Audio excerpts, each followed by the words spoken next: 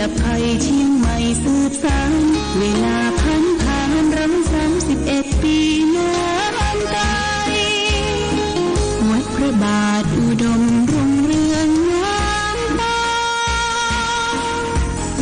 เจ้านายบุญธรรมสายข้าหลวงเมืองเชียงใหม่ปกครองเมืองฟ้าทุ่มเทแรงกายแรงใจทุกชาติพันธุ์รวมใจรักษา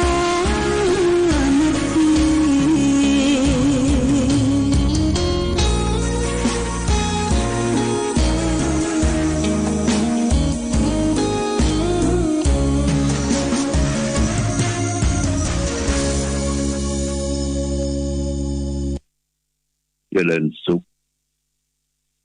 ศรัทธาสาธุชนญาติโยมท่านพุทธบริษัททั้งหลายวันนี้รายการธรรมประทีปส่องต่างก็ได้มาพบปะกับพ่อแม่พี่น้องศรัทธา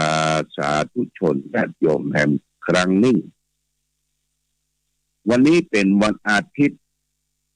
ที่25เดือนธันวาคมพุทธศักราช2565ซึ่งตรงกับเดือน4เหนือ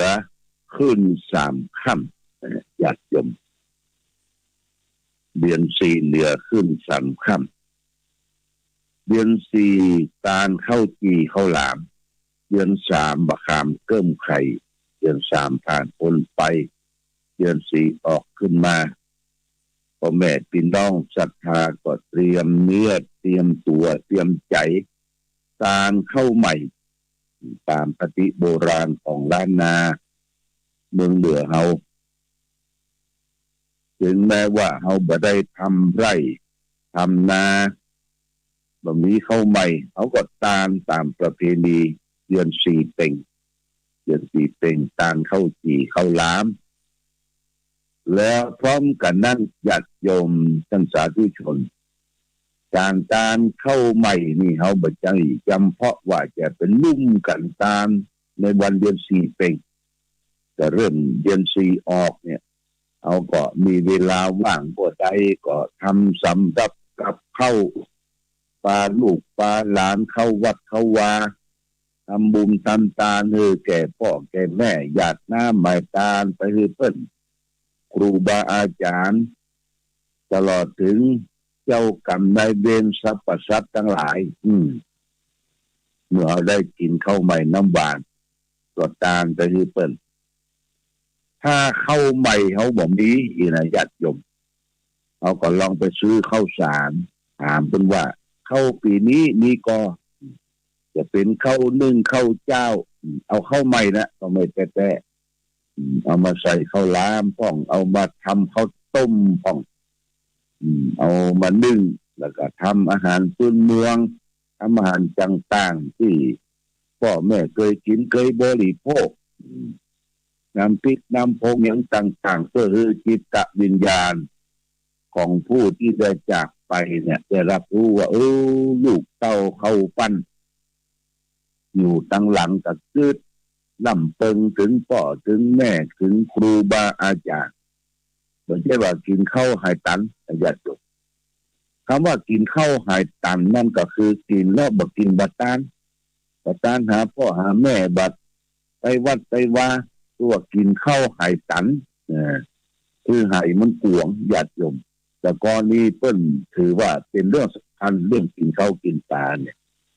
ไปตังใดบ้านใดเมืองใดกำแรกเพิ่นจะห้องกินข้าวด้วยกันเด้อกินข้าวด้วยกันเด้อนะกินข้าวอย่าห้องกันกินข้าวญาติโยมห้องกันกินข้าวไปไหนได้กินข้าวกินปลากินน้ำจะถือว่าเป็นไมตรีอันดีงามของเราชาวพุทธที่มีใจคิดเพื่อแผ่เอื้อเฟื้อแก่บุคคลอื่นแต่ก่อนนี่ญาติโยมเพิ่นจะเอาหม้อน้ำใส่น้ำโบยแล้วก็ตั้งไว้หน้าบ้านก็ พยายามบ่ให้หม้อน้ำมันแห้งแต่ก่อนได้เปิ้นเตียวต่างไปกล้าไปขายไปนั่นไปนี่ก็ไปแวะกินน้ำหม้อเย็นที่หน้าบ้านหน้าจองที่ศาลาพักร้อนก่อนปีเป็นอย่างอันแต่บ่ได้ดังเกียดเยียดจะกันญาติโยมแต่ก่อนน้ำบวยอันเดียวนะน้ำบวยอันเดียวไปตักแล้วกินน้ำแล้วก็เดินทางต่อไป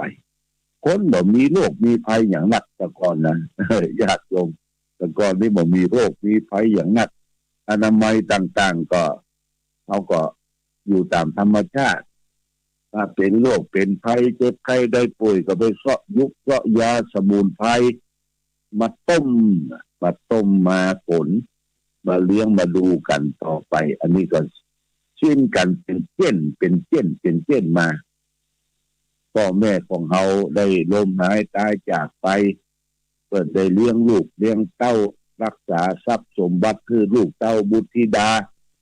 ส่งเขาห้ำเรียนศึกษาหาวิชาความรู้ก็เขาจนอยู่ได้ปัจจุบันเนี่ยกระลึ่งกระลั่งมีการมีงานทำมีเงินมีปัจจัยมีเข้าของเงินทองมีสถานที่ทำมาหากินก็จะไปลืมญาติโยมจะไปลืมบุญคุณบารมีของบุพการีชนคือพ่อแม่ครูบาอาจารย์ผู้มีอุปการะคุณเฮานี่คือทำเมื่อเราได้กินข้าวใหม่น้ำหวานอย่าไปเดือดว่าเขาตุกในญาติโยมอย่าไปเดือดว่าตุกบางทีโอกาสบางทีเวลาที่จะไปกินไปตามเขาสมมุติคนเองเขาตุกที่จริงคนเฮานี่ก็ไม่ใช่ตุกนักหนาปาป้านแต่ประการใดญาติโยมได้เขาคิดว่าเขาตุกนี่ไม่ใช่เขาต้องแบ่งสัดแบ่งส่วนแบ่งเวลาไหนจะไปทำบุญเวลาไหนจะไปทำเรียกทำการแบ่งให้มันเป็นสัดเป็นส่วนคือมันได้เวลาการทำบุญนั่นประจำเพาะที่จะแม่ก็จะไปวัดอย่างเดียวญาติโยมเขาอยู่ไหนก็ทำบุญได้อยู่บ้านอยู่จองเคหสถานบ้านช่องอย่างฟังวิทยุหลวงพ่อวิทยุอำเภอฝางเนี่ยญาติโยมเขาก็อุตส่าห์ได้นำปัจจัยมาให้มาหอมบ่ได้มาด้วยตนเองก็ฝากมาเป็นค่าไฟฟ้าสถานีก็เป็นการทำบุญเป็นการเผยแพร่พระธรรมคำสอนขององค์พระสัมมาสัมพุทธเจ้านี่เป็นสิ่งที่ดีวันนี้ได้มาพบก็นักคอยหลังการสิ้นปีสิ้นเดือนนี้เป็นเดือนสุดท้ายเดือนธันวาคมแล้วก็เอาจะสิ้นปีในวันที่31ส่งท้ายปีเก่าต้อนรับปีใหม่หลวงพ่อจะได้ไปรับไฟพระเลิกษ์ที่จังหวัดเชียงใหม่วันที่29ที่วัดประสิงห์รับไฟพระเลิกษ์จากสมเด็จพระสังฆราชพระราชทานมาแก่วัดวาอารามต่างๆทั่วสังฆบณฑลทั่วประเทศได้ไปจุดเป็นเทียนชัยในวันสิ้นปีใหม่แล้วก็แต่วัดวาอารามก็จะมารับเจ้าคณะตำบลมารับที่วัดพระบาทอุดมมีวันที่30วันศีลเดือน4เหนือขึ้น8ค่ำมารับวันนั้นวันศุกร์แล้วก็จะได้เอาไปจุดที่วัดของเขาเป็นสิริมงคลแก่วัดวาอารามเป็นไฟพระเลิกษ์ได้รับพระราชทานจากพระสังฆราชองค์ปัจจุบันญาติโยมนะอันนี้ก็เตรียมตัวเตรียมใจเด้อสำหรับจุดศูนย์กลางที่เราจะได้มาไหว้พระสวดมนต์สวดมนต์ข้ามปีรับปีใหม่2566จุดศูนย์กลางอยู่ที่บริเวณลานอนุสาวรีย์พระเจ้าฝางพระนางสามผิวเนี่ยญาติโยมทางวัดเขาก็จะได้ให้พระยืนเนรเตรียมเสียศาสตร์อาสนะตั้งโต๊ะหมู่บูชาไว้ที่น้ำบ่อสาวาชั้นบนผู้เจ้าประสงค์นั่งชั้นบนศรัทธาญาติโยม ประสบนิกรปวงชนชาวไทยอยู่ด้านล่างนะจะได้ถวายพระพรโดยจะได้มาสวดมนต์ข้ามปีสำหรับปักกระตืนหรือแบบสวดมนต์ข้ามปีนะได้ทำไว้เรียบร้อยเตรียมไว้เรียบร้อยแล้วก็จำนวน 1,000 เล่มไม่ใช่100 เล่มโทษ 1,000 เล่มคนจะมาถึงก็100 เล่มให้มาก่อนก็มารับก่อนเป็นของควรปีใหม่ได้ทำได้ตีไว้เรียบร้อยแล้วเอาตำรามาจากวัดปากน้ำภาษีเจริญที่เพิ่นมีการสวดมนต์ข้ามปีเอามาประยุกต์เอามาถ่ายทำรูปเล่นเรียบร้อยแล้วเพราะฉะนั้นเชิญชวนญาติโยมสาธุชนเอามาสวดมนต์ข้ามปี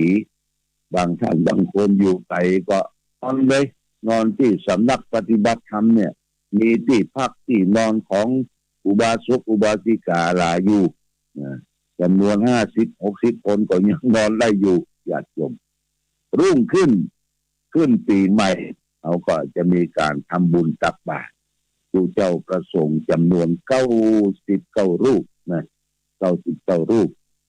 ก่อนจะมีการทำบุญตักบาตรวันที่30นี่ก็จะมีรถประชาสัมพันธ์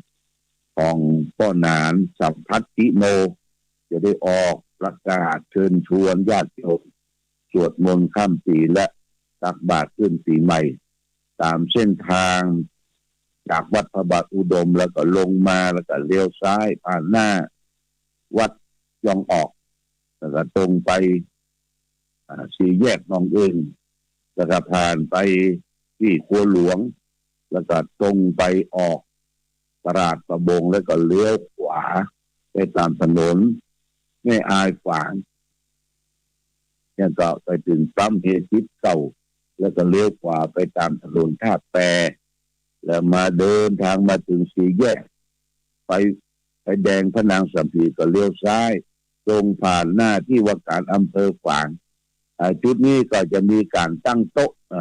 ะมีท่านในอำเภอมีท่านปลัดข้าราชการก็ไปจุกันที่หั่นใส่บาตรที่หั่นแล้วก็ตรงไปผ่านหน้าวัดเจดีย์งามตรงไปตลาดเจ้าฝางแล้วก็ผ่านที่แยกกสิกรสาขาฝางธนาคารกสิกรตรงไปตลาดโชคธานีแล้วก็เลี้ยวอ้อมกลับที่หอนาฬิกาแล้วก็ขึ้นมาแล้วก็เลี้ยวซ้ายที่สี่แยกกสิกรไทยไปทางสวนดอกจากสวนดอกแล้วก็ไปถึงสี่แยกสวนดอกก็เลี้ยวขวาผ่านถนนสวนดอกแล้วก็มาถึงท่าน้ำพระนางสามสิวยังเก่าแล้วก็เลี้ยวซ้ายขึ้นวัดพระบาทอุดมน้ำบ่อสาวาญาติโยมต้องสาธุชนเราจะได้ร่วมกันทำบุญตักบาตรเข้าสารอาหารแห้งขึ้นปีใหม่อันนี้ก็ขอเชิญชวนทุกท่านจะร่วมคิดร่วมใจร่วมแรงทำบุญสุนทานปีหนึ่งครั้งหนึ่งก็จะได้ทำบุญสุนทานให้แก่พระเจ้าประสงค์จำนวนหลาย99 รูปออกรับบิณฑบาตในวันโอกาสขึ้นปีใหม่ไทยวันที่ 1 เดือนมกราคมปีพุทธศักราช 2566 และวันที่ 2ทางวัดพระบาทอุดมสำนักปฏิบัติธรรมก็จะมีการจัดทำบุญสืบชะตาหลวงญาติโยมสืบชะตาหลวงนั้นเราก็ไปร่วมกันไปรับปฏิทินโดยปฏิทินหลวงพ่อเตรียมไว้เรียบร้อยแล้วคนที่ไปสืบชะตาก็จะมี2แจกคือศรัทธาญาติโยม2นั้นก็เขียนชื่อวันเดือนปีเกิดอายุแล้วก็ใส่ปัจจัยเต้าอายุหรือจะล้ำไปสักบาท2 บาทก็แล้วแต่ก็จะเอาซองนั่นใส่ผงชะตานี่ก็รายการจัดทำของพ่ออาจารย์อนันต์ชัยวงศ์ได้มาจัดมาตั้งในวันที่ 1ตอนแรงที่บนวิหารพระเจ้าละแข่งเพราะฉะนั้นศรัทธาญาติโยมก็ไปร่วมบุญร่วมกุศลด้วยกันแล้วก็จะมีนิมนต์ผู้เจ้าประสงค์21 ตนเต้าคูณของพ่อ21 รูปมาเจริญพระพุทธมนต์แล้วก็จะได้ถวายจตุปัจจัยทายทานอยู่ สาวเอ็ดสังสาวเอ็ดสังสาวสองสังเป็นกันเทศพระเจ้าพระธรรมมีแจ้งญาติโยมก็มีเจ้าภาพโมทนาเลยเจ้าภาพที่รับเป็นเจ้าภาพสังฆทานมีพ่อหลวงสีมายอดแก้วเหลืองอันนี้บ้านสันต้นมือมาพักที่ร้านยอดแก้วเนี่ยนะอยู่ที่ประบงเวียงเนี่ยรับเป็นเจ้าภาพอยู่ 3,000 บาทคุณครูที่รินรัตนดาวที่จะชัยบูรณ์1,000 บาทคุณกนกพิชัยนารานานาพันธ์3,000 บาทพร้อมด้วยเขามีเมืองเป็นกล่องแม่ขันแก้วปันหมอกหนองห้ง1,000 บาทก็มาแม่เม็ดสมร่างบ้านเสาหิน1,000 บาทร้านกูยุ่งไทยฝาง1,000 บาทแม่ตาชัยวงศ์สวนดอก1,000 บาทชมรมปฏิบัติธรรมประจำวันเสาร์นี่จะเป็นกันเทศนะกันเทศพร้อมด้วยจะให้จะหอมกัน1,000 บาทแม่อุ่นวงเมธาสวนดอก1,000 บาทพ่อแกนทาเต็งหัวฝาย1,000 บาทพ่อหมออินทรแม่จงดีเชื้อกันทา1,000 บาทคุณลิพามนเทียม1,000 บาทแม่มีชัยพินโยภาพพร้อมด้วยลูกหลานบ้านปางปอย1,000 บาทแล้วก็พ่อตาแม่น้อยสมมิตรบ้านสันปะคา1,000 บาทนายดวงเดชนางอัมไพสายคำบ้านสันปะคา1,000 บาทโมทนาแม่แก้วลูนไปตระกูลรองยาว1,000 บาทคุณณภัทรคุณอริสาคุณชะวิสาไปตระกูลลูกหลานแม่แก้วลูน1,000 บาทอนุโมทนาสาธุกับทุกท่านที่ได้ร่วมเป็นเจ้าภาพในการทำบุญสืบชะตาในครั้งนี้เพื่อเป็นสิริเป็นมงคลแก่สถานที่แก่วัดวาอารามแก่พ่อแม่พี่น้องศรัทธาที่มาร่วมกันยินขออนุโมทนามาณโอกาสที่ตยวันนี้เอาสาระธรรมของท่านเจ้าคุณพระศรีธรรมนิเทศอดีตรองเจ้าคณะจังหวัดเชียงใหม่วัดสันปะคอยมาจากเป็นดับที่90นะญาติโยมท่านเจ้าคุณเพิ่นบอกว่าท่านผู้ฟังลองนึกดูให้ดีว่าวันหนึ่งเราต้องเสียเวลาและเป็นทุกข์เกี่ยวกับการบริหารสังขารขันธ์มีใช่น้อยตื่นขึ้นมาก็ต้องแปรงฟันทั้งที่ก่อนนอนเราก็แปรงฟันแล้วตื่นนอนตอนเช้าแปรงฟันทานอาหารเย็นเสร็จแล้วแปรงฟันแหมก่อนนอนก็แปรงฟันแหมแปรงแล้วแปรงเล่าปากก็ยังบ่เหม็นฟันก็ยังเหมือนเก่าเหมือนเดิมแปรงฟันแล้วก็อาบน้ำถ่ายอุจจาระถ่ายปัสสาวะเอาของเก่าออกแล้วก็ต้องจัดการเอาของใหม่ใส่เข้าไปแหมเข้าออกเสื้อผ้าที่นุ่งเมื่อวานนี่ก็ต้องเปลี่ยนเดี๋ยวมันจะเกิดเรื่องเบนตื้อเมนซาดนอกจากอาหารข้าวหวานแล้วก็ต้องปนเปื้อนด้วยเครื่องดื่มน้ำชากาแฟเหล้าเบียร์บุหรี่เมี่ยงหมากไทยหมากฝรั่งเอาการฮือฟังพร้อมบางคนเข้าไปในห้องส้วมอุตส่าห์เอาวิทยุไปฟังมีความสุขเหลือเกินถ่ายอุจจาระไปบางคนก็นั่งอยู่ห้องส้วมครั้งละมาน้อยกว่า30 นาทีคนเฮานี้พระพุทธเจ้าท่านตรัสไว้ว่าเป็นขันธ์นะเป็นขันธ์ก็คือขอไข่มานากาศนอนหนูพอตรงกระดานขันธ์คือแบ่งออกเป็น5ขันธ์ที่เรียกว่าเบญจขันธ์ขันธ์5ได้แก่เป็นก้อนเป็นแท่งมีทั้งหมด5แห่งแต่ละขันธ์มีแต่ละแท่งบอกว่าจะเป็นรูปขันธ์เวทนาขันธ์สัญญาขันธ์สังขารขันธ์วิญญาณขันธ์มีขันธ์บอกว่าจะเป็นรูปเป็นเวทนาสัญญาสังขารต้องบริหารทุกขันธ์ต้องระวังรักษาที่นิยมระวังรักษาขันธ์ก็เพื่อขันธ์5เนี่ยมันพยายามที่จะ ตกอยู่ในอำนาจของอนิจจังทุกขังอนัตตา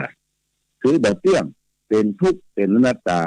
พระพุทธเจ้าจึงตรัสว่านัตถิขันธะสมาทุกขาทุกเสมอด้วยขันไม่มีเป็นความจริงที่เราจะต้องบำรุงรักษาขันบำรุงรักษาขันห้านี้ให้มันได้กินมันได้ถ่ายมันได้พักผ่อนรับนอนให้มันออกกำลังให้มันอาบน้ำแต่งตัวชำระร่างกายขันบางขันต้องถอนโคนคิ้วและบางคนคิ้วมันงอกมันงามออกมามันเป็นแนวแบบต้องแบบสวยบางงามกดไปตัดไปเย็บ ไปโกนมันงามจะต้องเจ็บปวดอย่างไรก็ต้องอดทนนะเพราะมันเป็นเจ้าของขันอยากจะให้ขันมันสวยขันมันอ้วนเจ้าของขันก็ต้องลดความอ้วนลดอาหารต้องออกกำลังกายให้เป็นทุกข์ขันที่ผอมก็ต้องบำรุงให้ได้ด้วยก็ต้องเป็นทุกข์เอสังรูปสโมสุโขการเข้าไปสงบสังขารทั้งหลายเท่านั้นจึงจะเป็นสุขเนี่ยญาติโยมนะคนเฮานี่มันอ้วนลงไปมันก็เป็นทุกข์เรื่องขันนะมันผอมลงไปก็เป็นทุกข์เรื่องขันถึงวันถึงขันเนี่ยเอาเป็นทุกข์กับมัน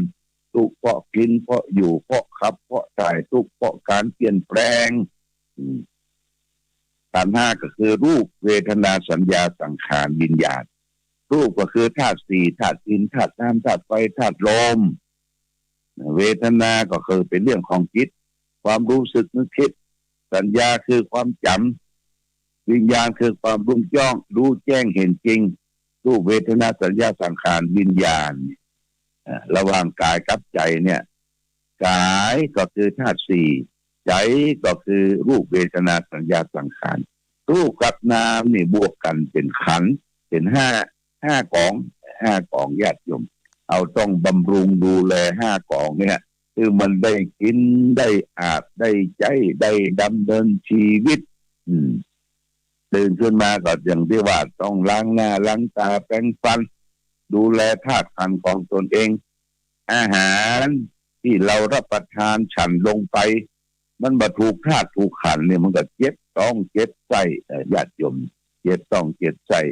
อย่างของดิบเนี่ยญาติโยมนะของดิบเป็นลูกกาเป็นลาบดิบเป็นอย่างนี้ต้องระมัดระวังตัวนะบางคนนี่กินลาบหมูเข้าไปญาติโยมหูดับเลยนะหูดับร่างกายเปลี่ยนแปลงเพราะฉะนั้นการจะบริโภคอย่างต้องระมัดระวังมีสติยิ่งคนไปกินเหล้ากินยังแหมเมาเหล้ากินไปเลยญาติโยมกินลุกๆลับๆบ่ฮู้จักหัวบ่ฮู้จักเพศจักไฟบ่ฮู้จักโรคไข้เจ็บกินดิบลู่เลือดลู่ยังเนี่ยคุบคับเสร็จแล้วสิ่งที่เขากินแต่มันมีสิ่งแปลกปลอมเข้าไปเรียกว่าเชื้อโรคญาติโยมเชื้อโรคไปเป็นสารติดอยู่ลำไส้เฮาเป็นอย่างลำไส้เฮาไปเผาผลาญร่างกายที่บ่หมดบ่เสี่ยงกินแล้วบ่ขับบ่ถ่ายก็เป็นทุกข์เป็นร้อนนะคนเฮาเป็นทุกข์กับปากนี่แต่ตัวหน้าปากเดียวเนี่ยเป็นทุกข์ญาติโยมเพราะฉะนั้นคือกำจัดกำเคลียร์ดูว่าเอาจะแยกอย่างไรอยู่ถึงวันเนี่ยแยกอย่างไรเอาจะบำรุงขันธ์ห้านี่เรามีความสุขคือมีอายุยืนไปแล้วก็เลือกกินเลือกใช้เลือกบริโภคบ่อวดกันละญาติโยมอย่าไปอวดกันกินอาหารที่หั่นที่นี่ร้านนั้นร้านนี้ล้ำเชื่อเงินเป็นปันเป็นหมื่นเนี่ยว่าอวดกันเบาละกินอาหารที่มันมีประโยชน์ต่อร่างกายร่างกายอย่างทางหมอทางแพทย์เป็นว่ากินปลาเป็นลักกินผักเป็นรองปลาก็เช่นเดียวกันญาติโยมตาที่เป็นเลี้ยงกันเป็นวันเลี้ยงอาหารนะเลี้ยงอาหารเนี่ยบางทีมันก็มีพิษมีภัยปลาหนังปลาเนื้อนี่มีพิษมีภัยต่อโรคภัยไข้เจ็บสำหรับผักที่เรากินเราบริโภคต้องเลือกผักที่เป็นธรรมชาติหลวงพ่อจะชอบผักที่เป็นธรรมชาติอย่างว่าผักเสี่ยวผักกุ่มผักปังผักออกตามธรรมชาติ นี่มันเหมือนมีพิษมีภัยเอามาแกงมาต้มเอามาจอก็อร่อยถูกปากถูกลิ้นเนี่ยกินไปแล้วก็ทับทายชอบเคี่ยวคล่องว่องไวนี่เป็นสิ่งที่เราจะต้องพิจารณาอาหารก่อนที่จะบริโภคจะกินที่พระพุทธเจ้าสอนว่าปัจเจเวกก่อนปัจเจเวกคือพิจารณาก่อนแล้วก็ทานอาหารดื่มอาหารกินอาหารอย่างนี้เป็นต้นเอาละวันนี้รายการธรรมะประทีปสองต่างได้มาพบศรัทธาญาติโยมโอสัก9 โมงป่ายก็จะได้เดินทางไปแม่แตงแม่แตงแล้วก็จากแม่แตงแล้วก็จะขึ้นไปรับพยทานงานศพของพ่อคุณ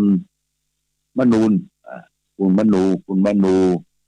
ที่หัวฝายที่เลี้ยงวายกำนะมนูสั่งสุเพื่อจะเสียศพวันนี้แต่ไม่ได้เสียโดยทางแม่แตงเพื่อจะพระราชทานเพลิงศพเจ้าคณะอำเภอแม่แตงที่วัดสันปุเลยญาติโยมจะได้ไปร่วมบุญบ่ายโมงขอความผาสุกความเจริญความมีธรรมจงบังเกิดมีแก่ศรัทธาสาธุชนญาติโยมทุกท่านรายการธรรมิประทีปสองต่างต้องขอลาก่อนขอผู้ฟังจงตั้งมั่นจิตหันษาด้วยธรรมะขององค์พระพุทธาได้นำพาให้เกิดความสุขสงบเย็นขอเจริญพร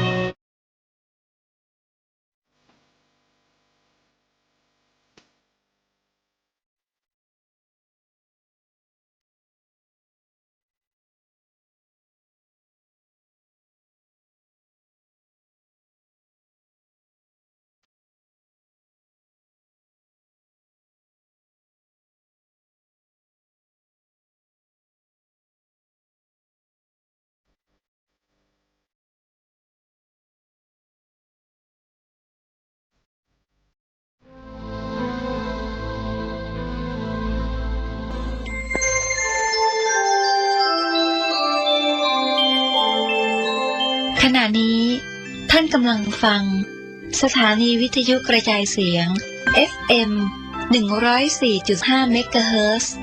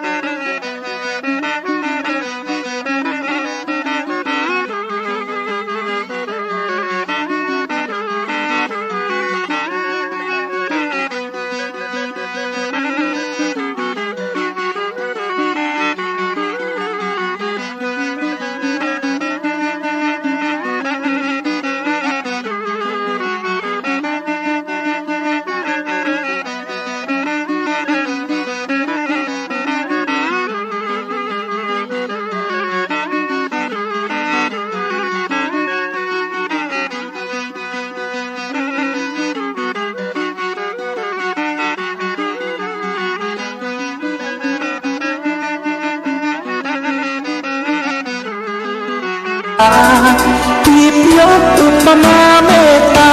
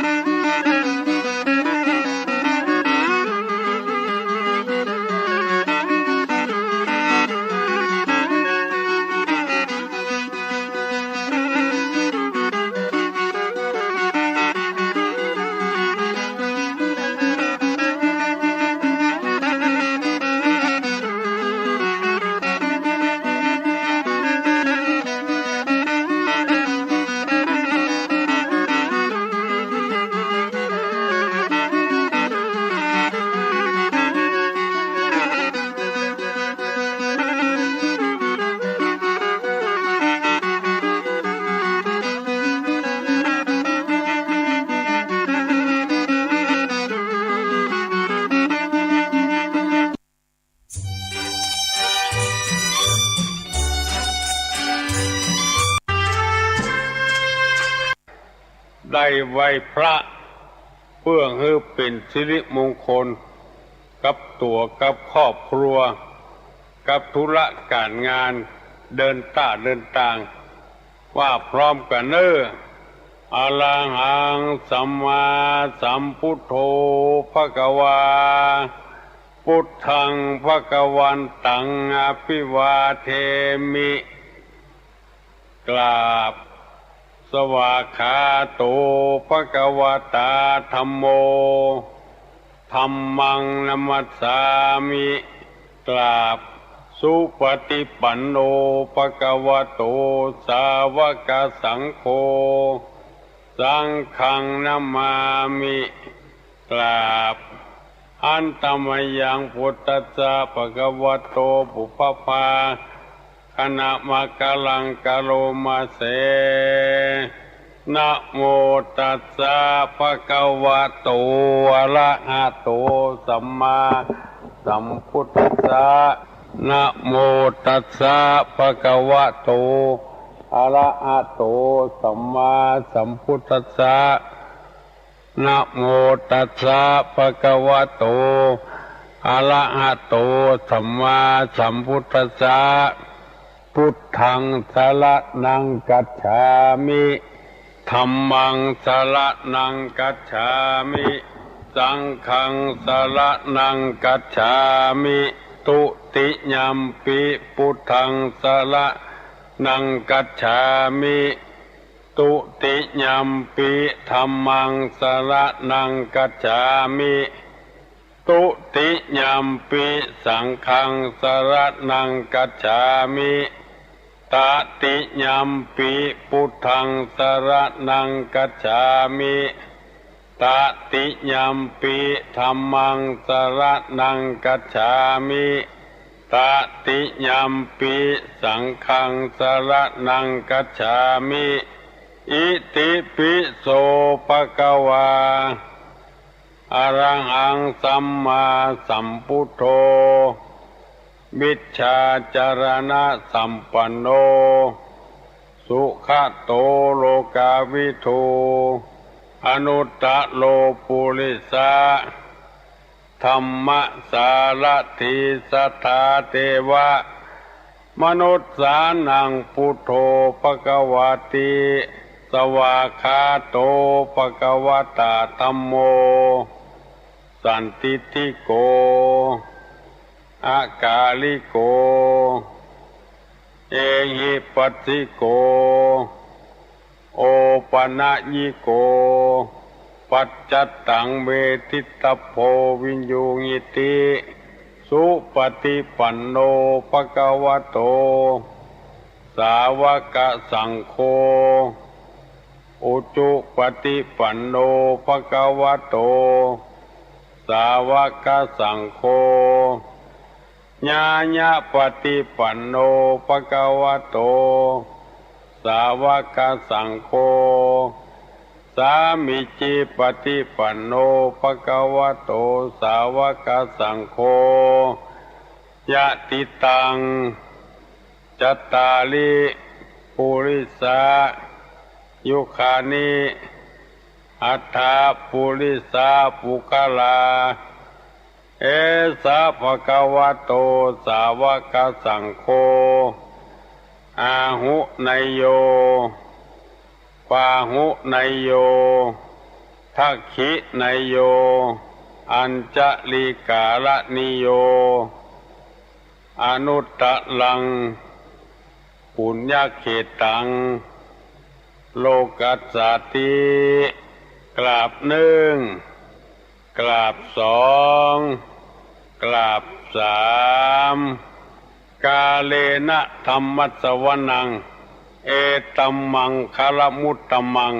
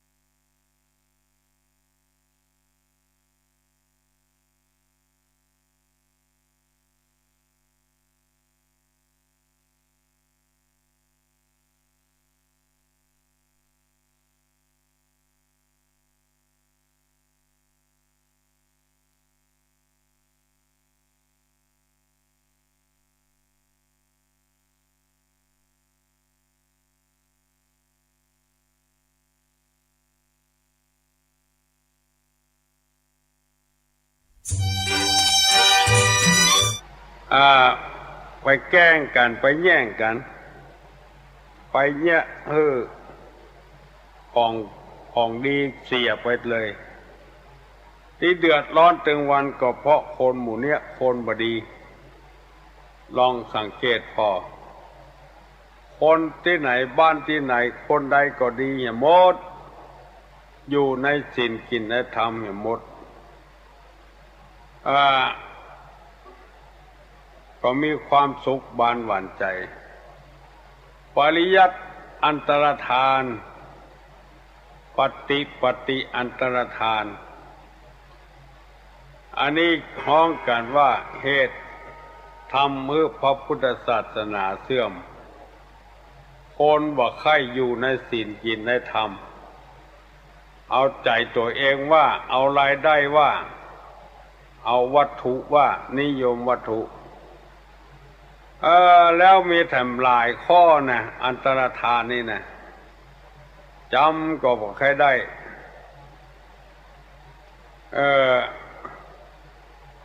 เพราะฉะนั้นใครยังจำได้ก็บอกคือตัวลงมาแล้วจะได้นำมาเสนอว่าขอให้จวนกันศึกษาเล่าเรียนวิชาศีลธรรมกรรมฐานแต่ก่อนนั้นมีกับปริยัติอย่างเดียวบัดเดี๋ยวนี้โรงเรียนเปิดสอนสามัญเอาวิชาอย่างอื่นเข้ามาโดยวิชาทางธรรมะก็เลยเบาบางลงไปว่าใครมีไผเก่งกล้าในทางศึกษาเล่าเรียนพระปริยัติการปฏิบัติก็ย่อหย่อนบางทีทำตัวเหมือนฆราวาสมีหลายที่หลายตังสังเกตดูตัวอยู่ในผ้าเหลืองผ้ากาสาวพัสแล้วก็ไปทำตัวเป็นฆราวาสทั้งที่ธรรมะยังมีอยู่คือเราได้ปฏิบัติโดยคำว่าภิกษุพิจารณาเนืองว่าบัดนี้เรามีเพศต่างจากคฤหัสถ์แล้วอาการกิริยาใดๆของสมณะเราต้องทำอาการกิริยานั้นอันใดที่เป็นของกิจกรรมของสมณะทำก็สมณะธรรมเที่ยวบิณฑบาตนุ่งห่มผ้าบังสุกุลอยู่ต่ำต้นไม้ฉันยาดองด้วยน้ำมูดเน่าอันนี้เป็นกิจวัตรประจำวันที่เราต้องทำแล้วประเดี๋ยวนี้มันเลยเถิดไปแล้วเที่ยวบิณฑบาตอาจจะมีน้อยนุ่มผู้บังหูผมพระบังสุกุลอยู่คนไม้นี่มันละกันไปให้หมดแล้วนอนนั่งที่ดีอาหารก็กินที่ดีทำตัวเหมือนกับชาวบ้านว่าทำตัวเป็นสมณะตามที่ได้ศึกษาเล่าเรียนมาจำได้อยู่2 ข้อปริยัติอันตรธานปฏิอันตรธานแล้วอันอย่างอันตรธานแต่มุจำว่าใครได้อันนี้มูลเหตุเก้าเงาของธรรมเมื่อพระศาสนาเสื่อมศาสนาจะอยู่บ่ได้เพราะคนบ่ได้สนใจบางทีก็นับถือพุทธศาสนาอย่างเดียวอย่างอื่นบ่ฮู้เรื่องสักอย่างเป็นหน้าสงสารเป็นหน้าอินดูบางทีจนปล่ำปโลแล้วไปเข้าศาสนาอื่นก็มีอันนี้ก็เพราะว่าบ่ได้ศึกษาบ่ได้ปฏิบัติไปหมกมุ่นอยู่ในอบายมุขต่างๆว่าถือว่าเป็นเรื่องสำคัญความจริงพระศาสนานี่สำคัญมากทีเดียว ว่าเปรียบเหมือนหลายอย่างศาสนานี่เปรียบเหมือนน้ำทะเลเป็นที่อาศัยของปูปลาสัตว์ทะเลเวียนว่ายไปมาได้มีชีวิตมีอาหารกินอยู่ตลอดเวลากว้างขวางคือความรู้ความเข้าใจว่าเดี๋ยวนี้ความรู้ความเข้าใจเรื่องศาสนามันน้อยไปทางคณะสงฆ์จังหวัดเชียงใหม่มีพระเดชพระคุณท่านเจ้าคุณเทพวรสิทธาจารย์เป็นหัวหน้าเป็นหัวเง่าเจ้าพุ่น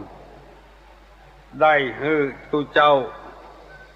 ด็อกเตอร์ว่าท่านมหาเจ้าคุณพ่อครูออกแสดงธรรมเพื่อพี่น้องสิบสาวชาวบ้านฟังเพื่อบ่ให้พระพุท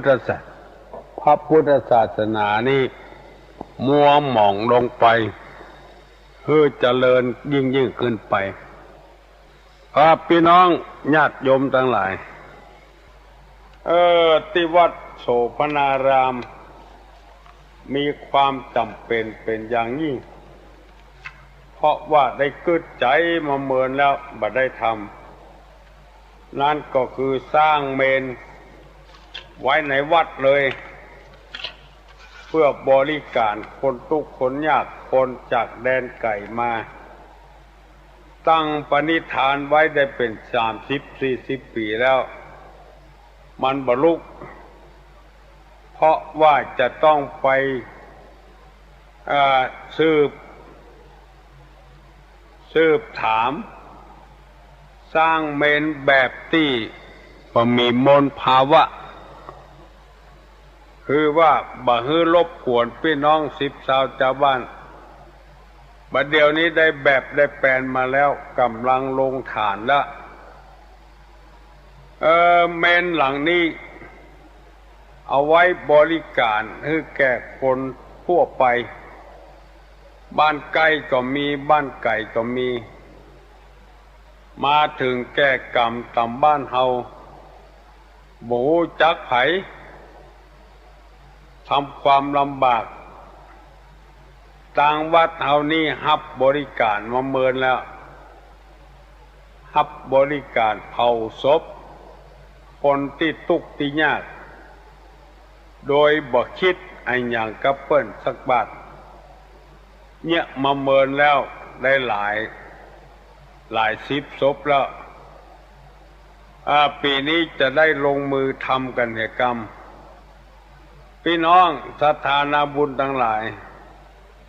สร้างอันยังเอาก็สร้างกันมานักหนาป้านแล้วถ้าไผ่มีจิตศรัทธาร่วมกันจะบริจาคช่วยกันก็ขอเจอเนอะที่วัดโสภณารามฮับเป็นเล็กก็ได้ฮับเป็นปูนก็ได้ฮับเป็นทรายฮับเป็นหินก็ได้สุดแล้วแต่เจตนาของพี่น้องศรัทธาทั้งหลายที่วัดโสภณารามวันเดี๋ยวนี้ลงแหกลงฐานไปละขุดไปแล้วทำไปแล้วช่วยกันทนุบำรุงช่วยกันพอเจอเนอะพี่น้องทั้งหลายช่วยกันมีต่อใดก็ทำบุญไปต่ออันลายอย่างอี้นี่มันว่าล่ำมีแต่ว่าเฮาลองทำไปเป็นเมนที่มีมาตรฐานว่ามีควันรบกวนมีหัวฉีดหัวเผา2 หัวหนึ่งเอาเผาคนหัวหนึ่งเอาเผาควันว่าฮื้อควันได้ออกไปรบกวนพี่น้องสิบสาวชาวบ้านว่าฮื้อมันเหม็นรับรองว่าจะสร้างความเดือดร้อนให้ไผที่จะสร้างความเดือดร้อนน้องก็ช่วยกันบริจาคสุดแล้วแต่เจตนาเนอะจะเป็นปูนเป็นหินเป็นทรายเป็นเหล็กเท่าใดก็ได้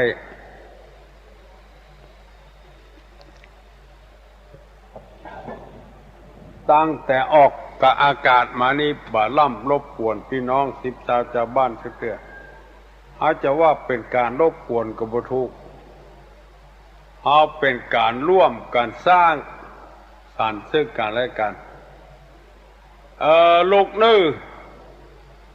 ไผ่ที่ยังบ่ลูกก็ลูกเน้อฝ่ายแล้ววันนี้วันศีลเน้อเกียมเนื้อเกียมตัวมาวัดมาวาใส่บาตรญาติปกตามประเพณีปืนบ้านปืนเมืองของเฮาวันนี้เสียงบ่ค่อยดีเท่าใดเป็นวัดมาได้หลายวันละแต่ว่าจิตใจยังสู้อยู่ยังทำต่อไปอยู่ขอเจอจวนเนอว่าออกไม่ออกถ้าใครจะถามปัญหาหยังกดมาที่053-121-222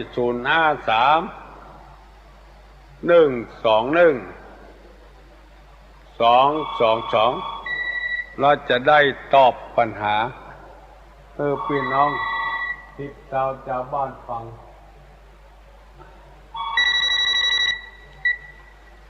ฮัลโหล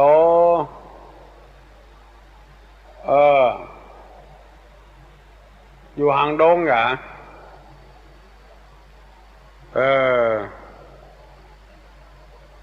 ดีอยู่เหรอโอ้รู้สึกอัดไว้แต่ว่าบ่เคยแต่ใด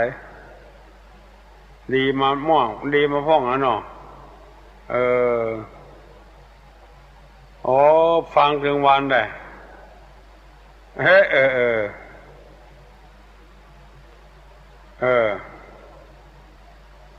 ครับ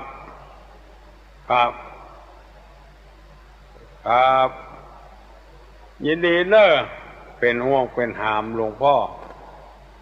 ดีละคนเฮาก็ทำประโยชน์สังคมเนาะเป็นคนของบุคคลทั่วไปไม่ใช่บุคคลของคนใดคนหนึ่งเป็นห่วงเป็นหามกันนี่ดีละฮัลโหล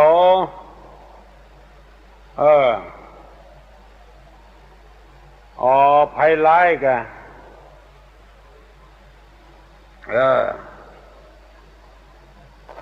แบ่งชั้นวรรณะกัน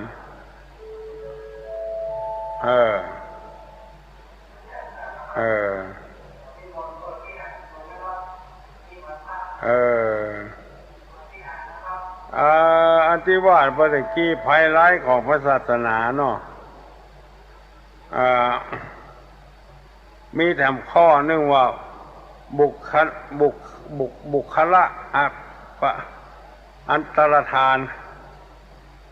อย่างกับบุคลิกอันตรธานนี่ไงคือบุคลิกของทุกเจ้าเป็นแบบแถมอย่างคือทำตัวให้เหมือนเปิ้นเนี่ยอยู่ก็เหมือนเปิ้นกินก็เหมือนเปิ้นอันนี้ก็ทำมือพระศาสนาเสื่อมได้เหมือนกันครับได้6 ข้อเนาะถ้าได้เต็มเมื่อใดก็มาบอกกับตูลุงเนอะครับยินดีนะครับ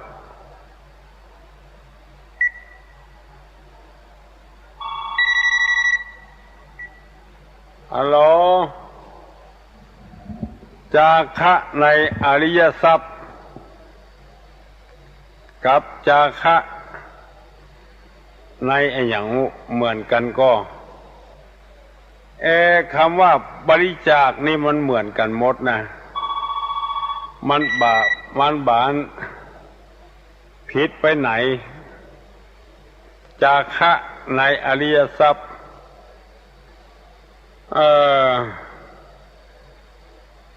ศรัทธาทานังศีลทานังหิริทานังโอตตัปปะทานังสุตตะทานังจาคะทานังเหมือนกันนั่นก็ฮะฮัลโหล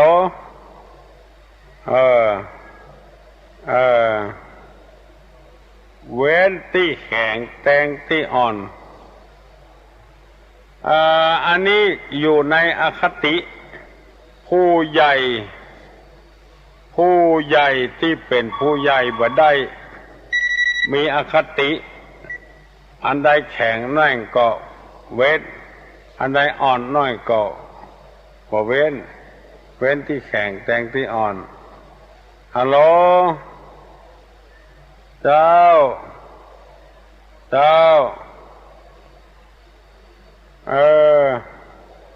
บ่เป็นหยังถ้าบ่ปะ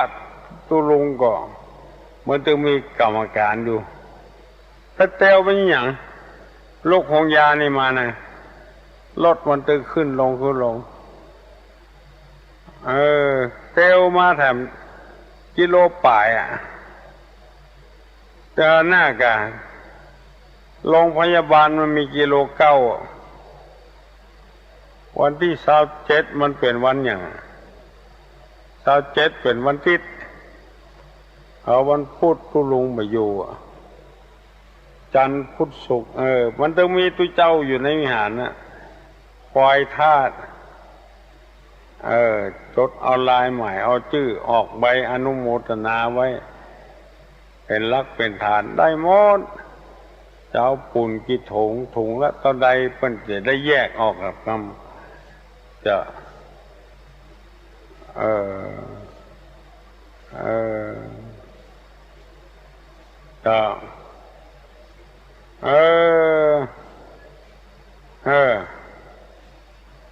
ทอดพระป่าวัดไหนหนองที่ไปตัวลุงฮะ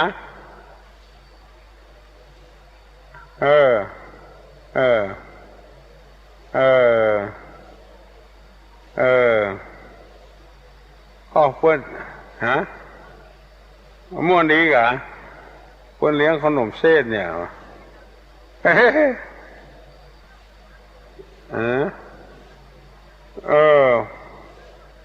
ใช่พระบาทน้ำพุเป็นน้ำพุบ่ได้พุน้ำฮ้อนโอ้ไก่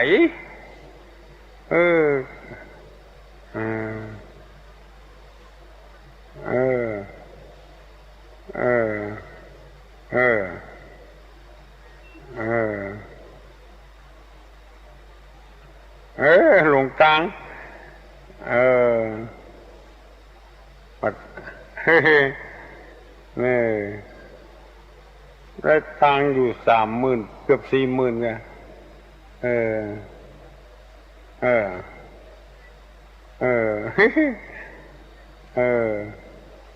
เหลือนั้นเขาวัดเนาะ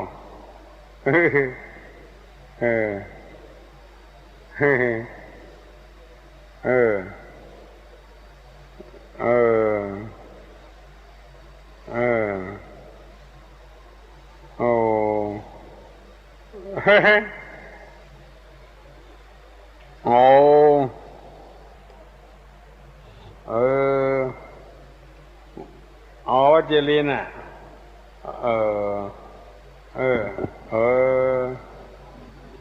ขโมยนี่วัดเลือกวัดชั้นวันหน้าแต่เอาหมด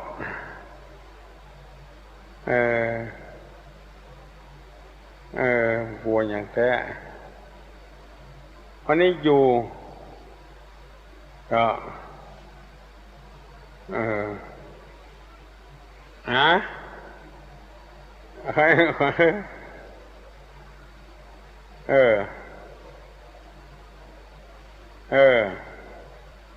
อาเมินแล้วนี่ได้40 กว่าปีละมาจำมันผอมไปผอมอยู่นะแกเหลือ52แต่ก่อนนี่97 98อ้วน62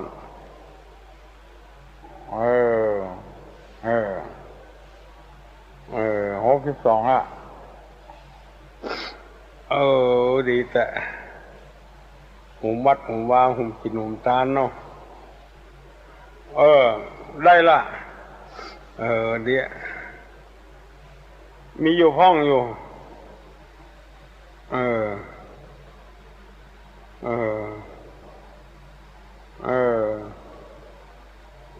ไปธาตุเก่าวัดเก่าเนาะวัดเก่าวัดเดิมโอ้มนเนี่ย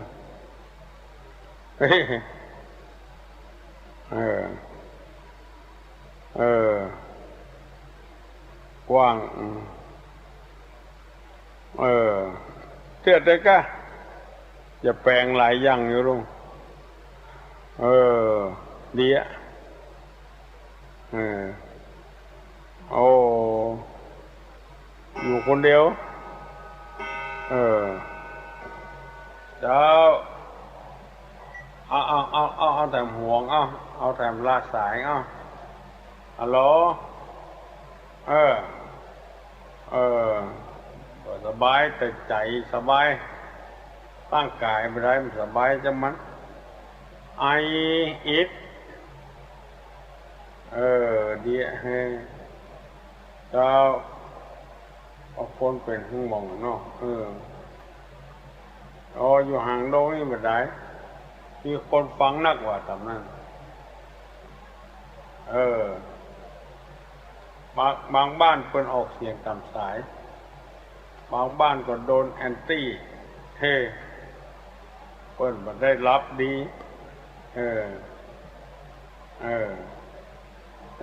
สนใจเดี๋ยวฟังกับกันหลายคนอยู่เนาะโอ้ลูกเจ้าแต่ที่เขางานละแล้วขอบคุณเนอะจะย่างแล้วเฮ้ยมันเอาละเนาะพี่น้องทั้งหลายจะได้ย่างก่อนเด้อพนมมือขึ้นเด้อจะนำจะปั่นปอนหรือฟังได้ศีลได้ปอนแล้วก็เป็นการงานจะปลอดภัยอายุวัฏโกธนะวัฏโกสิริวัฏโกญัสสะวัฏโกพละวัฏโกวนะวัฏโกสุขวัฏโกทุสัพพตาทุกขโลกาปัญญาเวลาโสกาจันตุจุปตวาอเนกาอันตรายาปิวินาสันตุจเตจสาใจญะสิทธิตนังลาพังโสติภคัญญังสุขังพลัง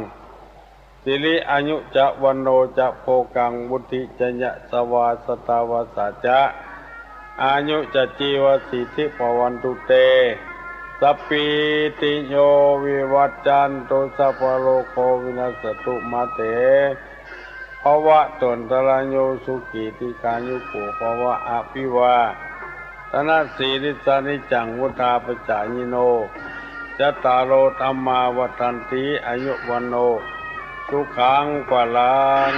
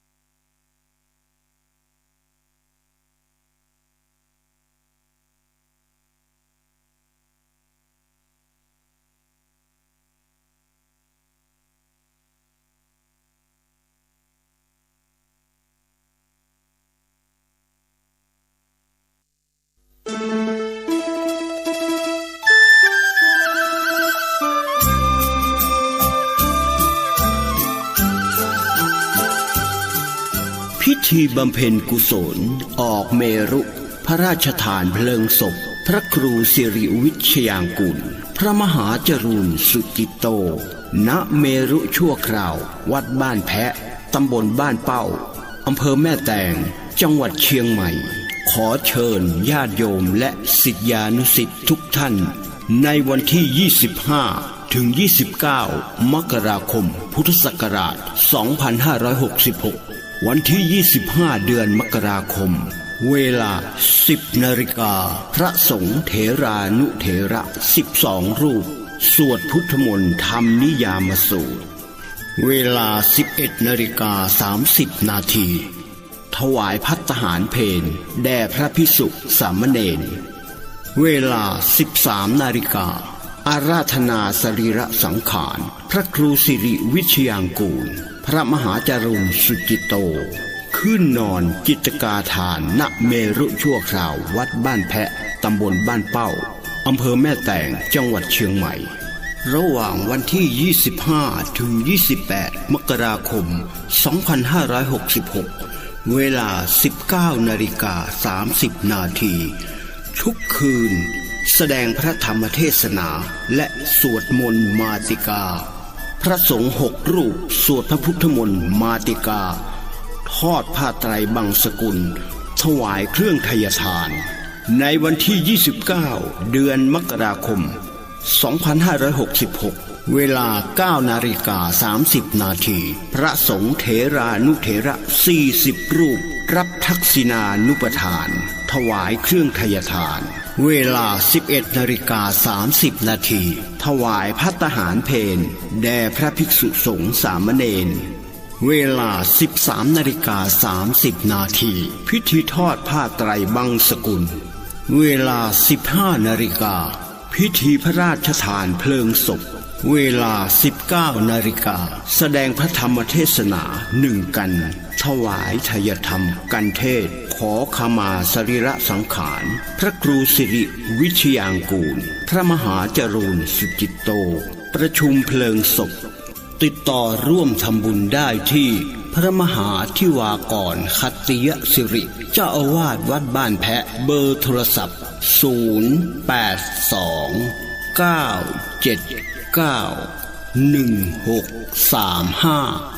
ทางวัดยินดีที่ญาติโยมจะรับเป็นเจ้าภาพโรงทานและร่วมทำบุญไทยทานจำนวน100 ชุดละ 2,000 บาทจึงขอเชิญญาติโยมและศิษยานุศิษย์มาณที่นี้เจริญพร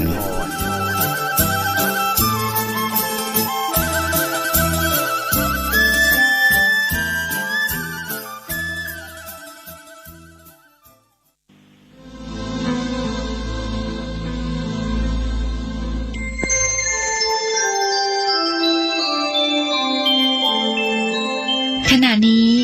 ท่านกำลังฟังสถานีวิทยุกระจายเสียงพระพุทธศาสนา FM 104.5 เมกะเฮิรตซ์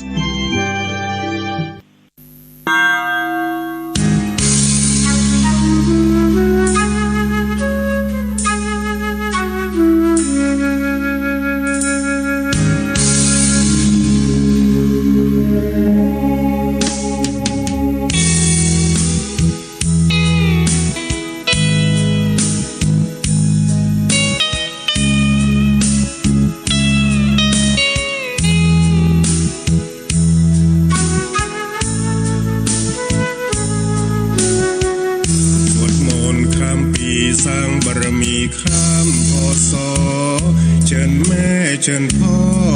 ร่วมก่อสร้างบารมีส่งท้ายปีเก่าต้อนรับปีใหม่ปีนี้ขอเชิญน้องพี่มาสร้างความดีร่วมกันชาวพุทธที่ดีไม่มีงมงายด้วยการขวนขวายริเริ่มในสิ่งสร้างสรรค์เบิกฟ้าปีใหม่ให้สุขสดใสทุกวันเชิญมาพบกันเพื่อร่วมสร้างสรรค์ความดี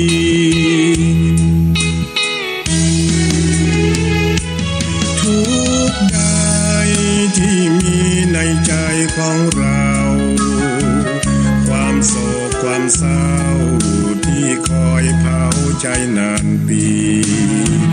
จงมาลายหายสูญด้วยคุณพระชินสีอีกทั้งทุกโศกโรคภัยที่มีอย่าได้ราวีตลอดปีและตลอดไป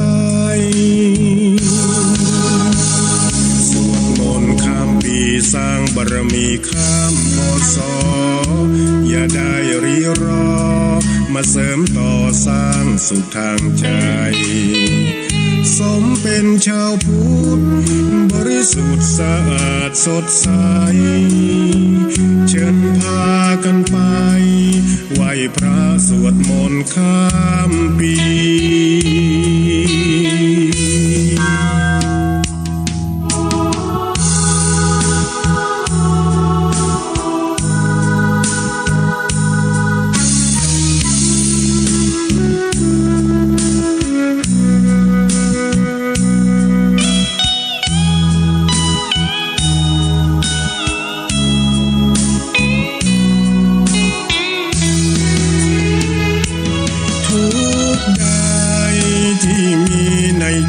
ของเราความโศกความเศร้าที่คอยเผาใจนานปีจงมาลายหายสูญด้วยคุณพระชินสีอีกทั้งทุกโศกโรคภัยที่มีอย่าได้ราวีตลอดปีและตลอดไป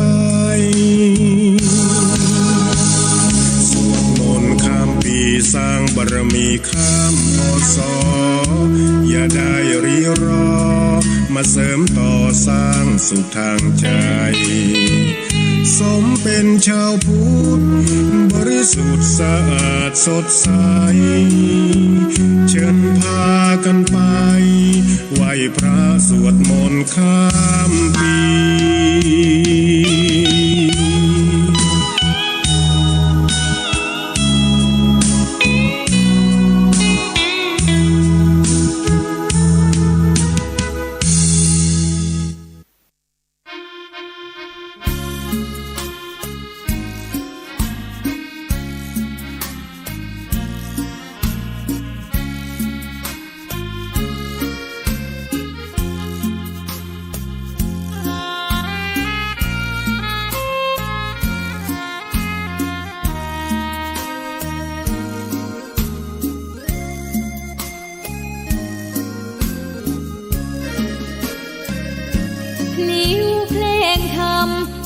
ถ้อยคำเข้าถึงจิตใจฟังรายการวิทยุเสียงใสส่งถึงใจไปสู่ปลายนาสารธรรมน้อมนำมองพระศาสดาบอกผู้คนทั่วลาหันมาเข้าวัดฟังธรรมคลื่นเสียงนี้เป็นคลื่นธรรมะจากใจส่งถึงบ้านไกลบ้านไกลฟังได้สุขใจล้ำยามดึกดื่นค่อนคืนมีงานต้องทำเป็นคลื่นสารธรรมเน้นย้ำธรรมะเพื่อนใจเสียงคลื่นธรรมบอกหลักธรรมให้คลายความเหงาฟังเสียงธรรมะเบาเบาบอกเล่าถึงคนบ้านไกลสื่อธรรมะบอกลดละระหว่างด้วยใจสื่อไปถึงสวงในเข้าใจหลักธรรมหลักดี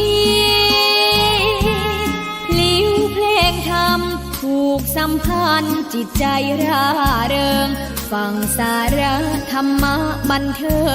งรื่นเริงในชีวิตยามวันว่างเดินทางไปเยี่ยมสถานีนัดพบกันน้องพี่วันนี้วันดีวันเสาร์สวดมนต์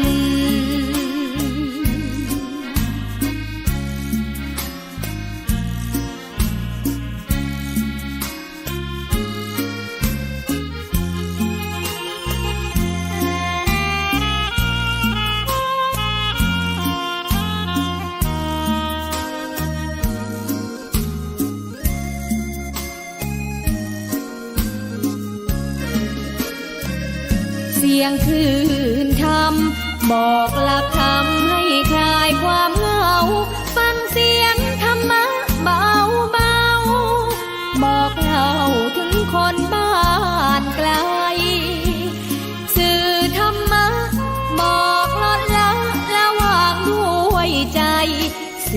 ไปถึงสวงในเข้าใจหลักธรรมหลักดีพลิ้วเพลงธรรมถูกสัมพันธ์จิตใจร่าเริงฟังสาระธรรมะบันเทิงรื่นเริงในชีวิตยามวันว่างเดินทางไปเยี่ยมสถานีนัดพบกันน้องพี่วันนี้วันดีวันเสาร์สวดมนต์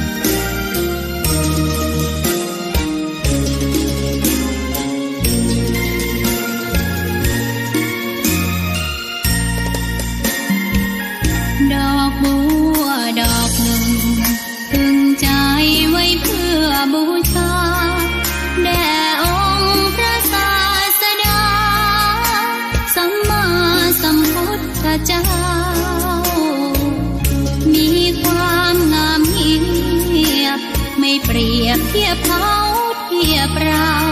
ใครมองไม่งามช่างเขาแต่เจ้าก็คือดอกบัวด้วยความสัตย์ซื่อยึดถือความดีเป็นหลักใครรักไม่รักก็ไม่จมปลักมองมัวเมื่อโผล่พ้นน้ำก็เห็นความงามในตัวไม่ยึดติดในตมชั่วขอเป็นดอกบัวดอกดี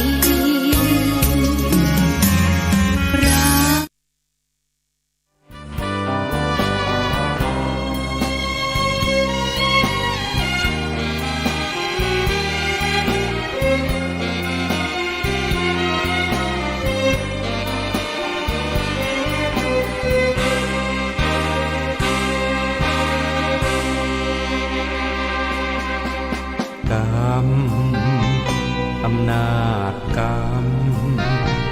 กุศลกรรมหรืออกุศลกรรมทุกการกระทำเป็นกรรมชั่วกรรมดีคนเราเกิดมาเป็นไปตามกรรมเช่นนี้ทำชั่วทำดีล้วนแต่มีผลกรรมอำนาจใจสติสวัสดีครับท่านผู้ฟังคะวันนี้เราพบปะกันตามปกตินะคะรายการคนเฒ่าเล่ากฎแห่งกรรมท่านผู้ฟังเป็นประจำถ้าเกิดรายการนี้ไม่ขัดอารมณ์ท่านนะคะณสถานีวิทยุแห่งนี้แล้วในช่วงเวลานี้ท่านผู้ฟังพบกันเป็นประจำอย่าลืมว่ากรรมคือการกระทำกฎแห่งกรรมคือกฎแห่งการกระทำถ้าเกิดจะแปลตรงตัวแล้วทำดีได้ดีทำชั่วได้ชั่วนั่นเองกฎแห่งกรรมเป็นกฎหมายธรรมชาติอย่าลืมนะคะจะทำอะไรเราต้องนึกถึงกฎหมายธรรมชาติข้อนี้ให้ดีเราทำดียังเราปลูกต้นไม้เงี้ยปลูกข้าวเงี้ยมันจะกลายเป็นถั่วได้ไหมปลูกข้าวผลมันออกมามันก็เป็นข้าวปลูกถั่วมันออกมาเป็นถั่วปลูกลำไยมันจะไปเป็นมังคุดได้ไหมมันก็ไม่ได้นี่คือกฎแห่งกรรมกฎของการกระทำหรือว่าผลของการทำปลูกอะไรก็ต้องได้อันนั้นทำดีความดีย่อมสนองทำชั่วความชั่วก็ย่อมสนองนะคะตอนนี้มีคนกล่าว ทำดีไม่เห็นดีเลยมีแต่โชคร้ายเอาโชคร้ายไอ้คนที่ทำชั่วกลับได้ดีมีสุดระวังนะคะถ้าที่จะทำกรรมอะไรนะให้นึกถึงกฎแห่งกรรมกฎหมายธรรมชาติกันเอาไว้บ้างนะคะวันนี้เดี๋ยวป้าไก่ก็จะเล่าต่อดีไหมเมื่อวานเราเล่าถึงเรื่องกรรมที่มองไม่เห็นเรื่องกัปตันตีแมวแล้วก็โยนศพแมวลงในน้ำอย่างที่ว่าไม่เดือดเนื้อร้อนใจอะไรค่ะท่ามกลางสายตาอันตำหนิติเตียนของพวกในเรือพวกราศีพวกลูกเรือรวมทั้งนายทหารไทยเราซึ่งอยู่ในเรือลำนั้นด้วยนะคะวันนี้ป้าไก่มาเล่ากันต่อนะแมวก็โยนทิ้งน้ำไปแล้วนะมาฟังกันต่อนะคะท่านผู้ฟังคะเหตุการณ์ไม่ได้หยุดเพียงเท่านี้นะกัปตันได้ตีแมวในห้องแมวตายแล้วโยนศพแมวทิ้งน้ำเพราะหลังจากกัปตันได้ตีแมวตายวันรุ่งขึ้นปรากฏว่าตัวกัปตันหายไปแล้วไม่รู้ว่าหายไปไหนไม่รู้ว่าไปไหนค่ะท่านผู้ฟังแล้วก็ปรากฏว่าเหตุการณ์ก็โกลาหลสิเพราะรองกัปตันก็ต้องทำงานแทนไปก่อนแต่แล้วต่อมาก็ปรากฏว่าศพกัปตันก็ลอยอืดขึ้นมาในบริเวณที่จอดเรือนี่ก็เป็นเรื่องลึกลับอัศจรรย์ตามสันนิษฐานก็ว่ากัปตันตกน้ำตายอย่างธรรมดาเพราะดื่มเหล้าเมาจัดทางการก็ได้สอบสวนร่างกายไม่พบร่องรอยบอบช้ำพอจะยกขึ้นมาพิสูจน์หาสาเหตุข้อสงสัยว่าถูกฆาตกรรมไม่มีร่องรอยไม่มีบอบช้ำนี่ถ้าจะถือตามธรรมก็พอจะบอกได้ว่ากรรมที่ได้รับผลทันตาเห็นหากผู้ที่ไม่รู้เรื่องกรรมก็บอกว่ากัปตันกินเหล้าเมาตกน้ำตายโดยบังเอิญนี่เป็นเรื่องธรรมดาเรื่องหนึ่งที่นายทหารเรือไทยผู้นั้นเห็นเหตุการณ์ท่านก็ได้นำมาเล่าให้เป็นเรื่องน่าคิดก็สุดแต่ผู้ที่เชื่อกรรมสนองกรรมหรือไม่นะคะคราวนี้เมื่อได้ฟังเรื่องราวกับตันฝรั่งตกน้ำตายกรรมที่ได้สนองได้ฆ่าแมวเพราะความอาฆาตก็ทำให้ท่านคุณทอเรืองพิบูลนี่นะคะซึ่งไปเยี่ยมคุณพี่ที่บ้านฝั่งตนน่ะนึกถึงครั้งหนึ่งตัวท่านได้ไปหาเพื่อนผู้คุ้นเคยกันมานานที่เป็นทันตแพทย์เนื่องจากสุขภาพของหมอไม่ค่อยจะปกติแล้วก็เป็นที่นับถือกันท่านคุณทอก็เลยไปถามข่าวคราวเยี่ยมเยียนในฐานะที่รักใคร่คุ้นเคยกันมานานก่อนที่จะเข้าบ้านคุณหมอทันตแพทย์คนนี้ท่านคุณทอเห็นพระภิกษุรูปหนึ่งกำลังเดินสวนออกมาจากบ้านพระรูปนั้นมีลูกศิษย์จูงนำเดินหน้าทำให้นึกว่าพระภิกษุรูปนั้นคงตาพิการหรือบอดคิดสงสัยอยู่ในใจว่าตาท่านบอดทำไมจึงบวชได้เมื่อได้เข้าไปในบ้านของคุณหมอผู้คุ้นเคยเป็นเพื่อนฝูงกันแล้วก็ทักทายประสัยกันพอสมควรท่านคุณทอก็เลยถามหมอบอกว่านี่หมอผมเห็นพระที่ออกจากบ้านหมอเมื่อครู่เนี่ยสวนทางก่อนนั่นเนี่ยจะเข้ามาท่านตาบอดใช่ไหมจึงได้มีลูกศิษย์จูงหมอพูดยิ้มแล้วบอกใช่ท่านเป็นมหาสามประโยคตาท่านบอดภายหลังที่ท่านบวชหลายปีค่ะท่านคุณทอก็สงสัยก็ถามต่อไปบอกว่าทำไมไม่หาหมอแผนปัจจุบันรักษาผมคิดว่าสามารถจะรักษาให้หายได้นะคุณหมอทันตะนั่นก็บอกว่ารักษาแล้วมันไม่หายท่านก็เล่าให้ผมฟังเรื่องในอดีตที่ท่านทำกรรมไว้ท่านได้รู้ตัวว่ากรรมตามสนองในชาตินี้ท่านต้องใช้กรรมที่ท่านได้ทำไว้จนกว่าจะหมดหนี้ท่านคุณทอฟังแล้วก็เกิดสนใจก็ขอร้องให้หมอช่วยเล่าอดีตของท่านมหานั้นให้ฟังหน่อยได้ไหมคุณหมอทันตะนั้นก็กรุณาเล่าให้ฟังมีใจความไว้อย่างนี้คือเมื่อครั้งท่านมหาสมัยยังที่ไม่ได้บวชนะคะยังไม่ได้บวชอยู่ในวัยรุ่นนั่นน่ะบ้านของท่านอยู่ติดกับคลองมีกระไดท่าน้ำเวลานั้นชาวบ้านส่วนมากไม่ชอบใส่รองเท้าหรอกถนนก็ยังไม่ค่อยดีหน้าฝนก็เป็นโคลนไปไหนมาไหนถึงบ้านก็ต้องไปที่กระไดท่าน้ำเพื่อล้างเท้าเพื่อจะขึ้นบ้านให้สะอาดซะก่อนที่จะขึ้นบ้านขึ้นเรือวันหนึ่งท่านได้กลับจากการเที่ยวไปที่ จ่าน้ำไปล้างเท้าลงกระไดไปล้างเท้าเป็นเวลาที่มีปลาแขยงชุกชุมมีคนลงมาล้างเท้าพวกปลามันจะมาตอดตีนท่านมีความโกรธมากตามอารมณ์ร้อนของคนวัยรุ่นขาดสติมีความประมาทคิดแต่จะแก้เผ็ดจะพวกปลาขยงมาตอดเท้าได้ตอดเท้าดีทุกครั้งที่มาล้างเท้าจำมันมาตอดเท้านะก็คิดพยาบาทคิดว่าจะต้องทำให้หายแค้นก็รีบขึ้นบนเรือนคว้าสวิงรีบลงมาอารมณ์โกรธอะค่ะท่านผู้ฟังรีบลงไปตีนท่าทำท่าจะล้างเท้าทำกระทุ่มเท้าพอเป็นพิธีพวกฝูงปลาขยงก็แย่งกันว่ายกันมาตอดเท้าท่านสิทันใดนั้นท่านก็เอาสวิงช้อนปลาขึ้นมา 6-7 ตัวติดมาทุบให้มันตายมันง่ายเกินไปไม่หายแค้นคิดในใจก็วิ่งในบ้านเอาเข็มรีบจัดแจงลงมาที่ท่าน้ำเอาเข็มมาแทงลูกตาทั้งสองข้างของปลาขยงทุกตัวเลยแล้วปล่อยลงน้ำไปมันสะใจเมื่อทำแก่ปลาเหล่านั้นได้ก็คลายความโกรธลงบ้างนึกในใจสมน้ำหน้ามันมาตอดเท้าค่ะ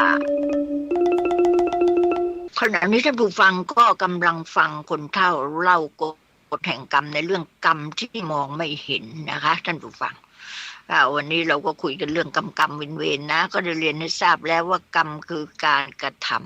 ำทำดีได้ดีทำชั่วได้ชั่วนะคะกฎแห่งกรรมเป็นกฎหมายธรรมชาติท่านฟังค่ะเราก็มาคุยกันต่อนี่ท่านคุณทอเลียงพิบูลถามเพื่อนที่เป็นหมอทันตะตอนที่ท่านมาเข้ามาจะเยี่ยมเพื่อนกูได้ข่าวว่าไม่ค่อยสบายก็มาเยี่ยมก็สวนกับพระภิกษุรูปหนึ่งสวนออกไป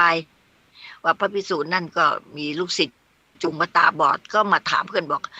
ท่านตาบอดใช่ไหมตาบอดทำไมบวชได้ก็คุณหมอตาก็เลยเล่าให้ฟังบอกเรื่องราวของท่านมหาเนี่ยเล่าให้ฟังอย่างนี้บอกว่าตอนหนุ่มๆน่ะปลาขยงมันมาตัดต่อเท้าท่านโกรธมากนะคะโกรธก็ช้อนขึ้นมาช้อนปลาได้มาแทนที่จะปล่อยปลามันไปกับจะทุบตีมันตายหรือมันตายเร็วเกินไปเอาเข็มมาแทงตามันแทงแล้วก็ปล่อยลงไปลงน้ำสะใจคลายความโกรธนี่คือสร้างกรรม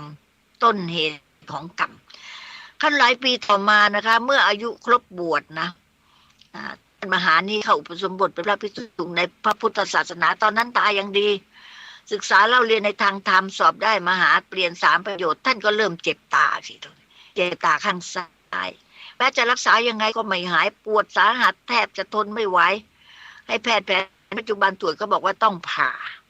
ไม่อย่างนั้นก็ไม่มีโอกาสหายที่สุดหมอก็ได้ผ่าตาแต่ก็ไม่สามารถรักษาได้ในที่สุดตาก็บอดลงท่านรู้สึกทันทีเลยค่ะท่านมหานี่รู้สึกทันทีว่ากรรมที่ท่านได้มีจิตอาฆาตพยาบาทกับปลาขยงในสมัยวัยรุ่นนั้นบัดนี้ได้ตามมาทันแล้วต่อมาไม่นานนะท่านผู้ฟังคะตาที่ใช้ได้อีกข้างหนึ่งข้างขวาเกิดปวดขึ้นมาอีกสิตอนนี้รู้สึกว่าเจ็บปวดแทบจะปะทุออกมาสิเดี๋ยวต้องไปหาแพทย์ก็ลงความเห็นว่าไม่มีทางอื่นต้องผ่า50-50ไม่ผ่าก็บอดถ้าเผื่อผ่าอาจจะหายหรืออาจจะบอดไม่รู้50%เมื่อไม่มีทางอื่นเลือกนี่ว่าไงท่านผู้ฟังท่านก็ต้องยอมเสี่ยงอีกครั้งหนึ่งสิคะผ่าข้างขวาท่านจึงนึกว่าโรคกรรมโรคเวรนี้หมอเก่งอย่างไรก็ไม่สามารถจะรักษาให้หายได้ทุกท่านคะนี่ก็ชี้เห็นว่ากรรมใดที่เราก่อขึ้นโดยอำนาจจิตคิดพยาบาทอาฆาตก็ย่อมจะก่อให้เกิดผลสนองได้ทีนี้เมื่อท่านคุณทอได้ฟังคุณหมอเล่าก็รู้สึกเศร้าใจที่มนุษย์อีกจำนวนไม่น้อยไม่เชื่อกรรมฉะนั้นโลกในยุคปัจจุบันจึงมีการฆ่าฟันเอาชีวิตกันง่ายๆเพราะไม่เกรงกรรมไม่เกรงกลัวเวรกรรมไม่เกรงบาปบุญคุณโทษจิตใจก็เหี้ยมโหดชั่วร้ายหากมีผู้เชื่อกรรมเชื่อบุญเชื่อบาปแล้วโลกที่เราอยู่นี้จะเกิดความสงบขึ้นอีกมากทีเดียวคราวนี้เมื่อฟังคุณหมอเล่าท่านคุณทอฟังหมอเล่าแล้วเกิดความสนใจมากก็บอกว่าคุณหมอกรุณาช่วยติดต่อขออนุญาตท่านมหาเพื่อให้ผมเขียนเรื่องนี้ได้ไหมค คุณหมอยิ้มบอกว่าผมยินดีจะติดต่ออนุญาตให้คิดว่าท่านคงไม่ขัดข้องหรอกท่านเองก็รู้ว่าท่านกำลังรับใช้กรรมแล้วก็ไม่อยากให้ผู้อื่นนั่นน่ะได้สร้างกรรมเช่นนี้ต่อไปหมอพูดแล้วก็ร้องอย่างอารมณ์ดีแล้วก็พูดบอกว่าเมื่อก่อนผมก็ไม่เชื่อเหมือนกันละคุณเอ้ยเรื่องเวรเรื่องกรรมเนี่ยผมเคยล่าสัตว์ทำบาปมามากบัดนี้ผมเชื่อแล้วไม่มีอะไรสงสัยผมเองก็เจ็บป่วยออดๆแอดๆไม่รู้จักหายสักทีไม่มีความสุขสบายเลยนึกเบื่อชีวิตเงินทองทรัพย์สินก็ช่วยอะไรไม่ได้เช่นท่านมหาเป็นตัวอย่างเห็นไหมเวลานี้ผมคิดได้ว่าเราเกิดมาในร่มโพพระพุทธศาสนาเป็นศาสนาที่ประเสริฐสุดในโลกแต่เราก็ยังไม่รู้จักศาสนาดีเมื่อคิดแล้วก็นึกระอาในใจว่าเรานี้ไม่น่าจะเสียชาติเกิดเลยใช้ชีวิตเวลาวัยรุ่นให้หมดไปในการสร้างบาปเมื่อบั้นปลายรู้ตัวดีก็ควรจะทำอะไรในทางบุญกุศลสมกับได้เกิดมาในพุทธศาสนาบ้างในบั้นปลายชีวิตของผมนี่คุณหมอพูดกับท่านมุนทอนะบอกว่ายังสามารถทำอะไรได้อยากจะทำให้มันเกิดประโยชน์เป็นแก่นสารเมื่อเรายังมีลมหายใจอยู่จะได้ทันตาเห็นผมมองเห็นแล้วมาเจ็บไข้ในป่วยบางครั้งก็ทำให้คิดว่าทรัพย์สินเงินทองเมื่อเราไม่ใช้ให้เกิดประโยชน์ยังมีชีวิตอยู่เมื่อเราจะตายทรัพย์สินก็ไม่สามารถจะถ่ายชีวิตของเราได้เราพอจะเห็นได้มากมายเด่นชัดทีเดียวที่รู้ทั่วไปของโลกในยุคนี้เห็นจะมีวันในโรเบิร์ต F. เคนเนดีผู้สมัครรับเลือกตั้งเห็นไหมเป็นประธานาธิบดีของสหรัฐอเมริกาคนต่อไปสมัยหน้าเนี่ยกำลังอยู่ในท่ามกลางของประชาชนเสียงโห่ร้องแสดงความยินดีที่ชนะได้คะแนนเสียงข้างมากจากประชาชนที่นิยมตัวเขาแม้ตัวเองจะมีกำลังมีความตื่นเต้นดีใจเพราะเห็นตำแหน่งประธานาธิบดีของสหรัฐกำลังรอเวลาคอยอยู่ข้างหน้าแต่ที่ไหนได้ทางพระท่านบอกว่าในโลกนี้น่ะมันไม่มีอะไรเที่ยงแท้แน่นอนที่ไหนมีสุขที่นั่นก็มีทุกข์มีทุกข์ก็มีสุขท่ามกลางของประชาชนโห่ร้องเกลียวกราวกึกก้องไปทั้งเมืองเลยแสดงความยินดีรับขวัญในโรเบิร์ต F. เคนเนดีอย่างลิงโลดทั่วท้องถนนโอ้ยแห่มาเต็มคลึกเป็นหมดทันใดนั้นเสียงปืนก็ดังขึ้นข้างตัวนายโรเบิร์ต F. เคนเนดีหลายนัดก็ทำให้ผู้ชนะเลือกตั้งซึ่งกำลังตื่นเต้นดีใจก็ดับวูบลงอย่างไม่ทันรู้เนื้อรู้ตัวท่ามกลางผู้คนต่างแสดงความโห่ร้องเงียบลงทันทีเลยตกตะลึงพลึงเพลิดสิ่งที่ทั่วโลกไม่เคยคิดเคยฝันว่าจะเกิดเหตุร้ายขึ้นแต่ก็เกิดแล้วมันไม่ใช่ความฝันมันเป็นความจริงเสียงโห่ร้องกึกก้องแผ่นดินแทบถล่มทลายลงของพวกสนับสนุนน้อมรับขวัญความหวังว่านายเคนเนดีนี่จะได้เป็นประธานาธิบดีคนใหม่อายุยังน้อยสำหรับตำแหน่งสูงส่งของสหรัฐอเมริกาในอนาคตก็ดับวืบลงเหมือนแสงสว่างอันมีรัศมีแก่กล้าสุขสวัยสุขใสแสงใดจะมาเทียบก็เท่ากับว่าพลังดับมืดมิดลงในทันทีท่านผู้ฟังนี่ทางพุทธศาสนาก็ชี้เห็นแล้วว่าทุกสิ่งเป็นของไม่เที่ยงอย่ามัวทะนงหลงตัวว่ายังหนุ่มยังสาวยังแข็งแรงไม่ตายง่ายชีวิตกับความตายมันเป็นแน่นอนไม่มีใครรู้ล่วงหน้าสิ่งที่แน่ก็คือทุกคนต้องผจญต่อทุกข์แต่ในเคนเนดีเป็นคนหนุ่มมีเกียรติสูงมีอนาคตอีกไกลก็ตายอย่างไม่ทันรู้เนื้อรู้ตัวจะมีเงินทองมากมายหลายสิบล้านหลายหมื่นล้านก็ไม่สามารถช่วยแลกชีวิตของนายโรเบิร์ต F. เคนเนดีคืนมาได้นะคะท่านผู้ฟังคะขณะนี้ก็กำลังฟังคนเฒ่าเรากฎแห่งกรรมในเรื่องกรรมที่มองไม่เห็นนะคะท่านผู้ฟังค่ะเรามาคุยกันถึง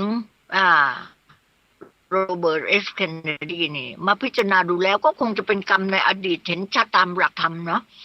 ก็เลยทำให้คุณหมอทันตะเนี่ยเกิดความรู้สึกตัวคิดได้ตอนหนุ่มๆนี่ออกล่าสัตว์ชอบออกป่าล่าสัตว์ตอนนี้รู้สึกตัวขึ้นแล้วก็ทำบุญทำทานมากเลยท่านผู้ฟังค่ะมาคิดได้ถึงบาปบุญคุณโทษท่านผู้ฟังคะสำคัญที่สุดคนเราเนี่ย สร้างบุญสร้างกุศลเอาไว้จะได้บารมีทานติดตามวิญญาณเมื่อสังขารดับสังขารเราดับ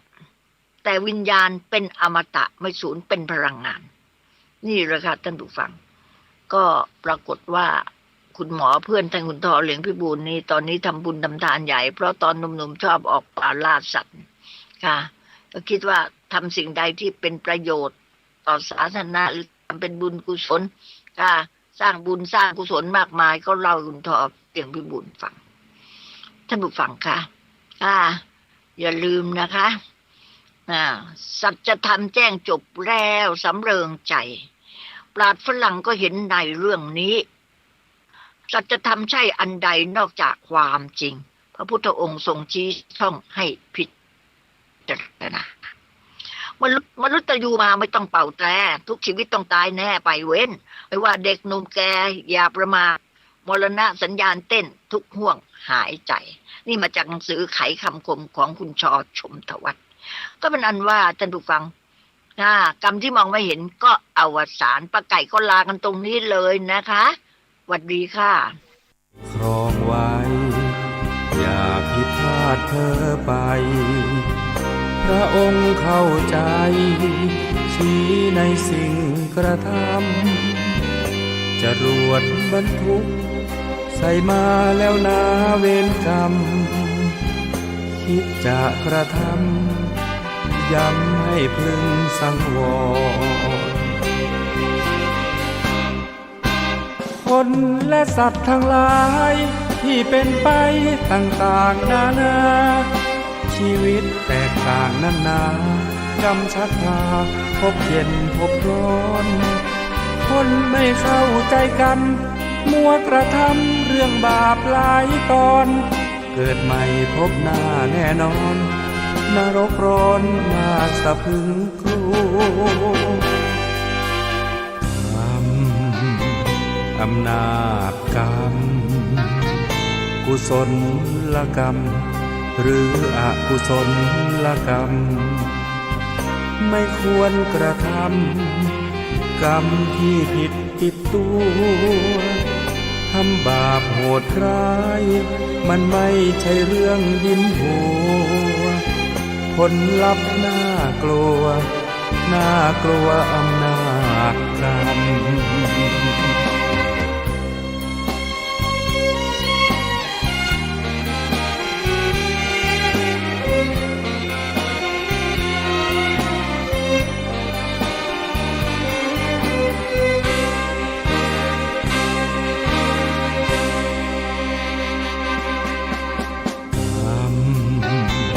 อำนาจกรรมกุศลกรรมหรืออกุศลกรรมไม่ควรกระทำกรรมที่ผิดติดตัวทำบาปโหดร้ายมันไม่ใช่เรื่องยิ้มหัวผลลัพธ์น่ากลัวน่ากลัวอำนาจกรรม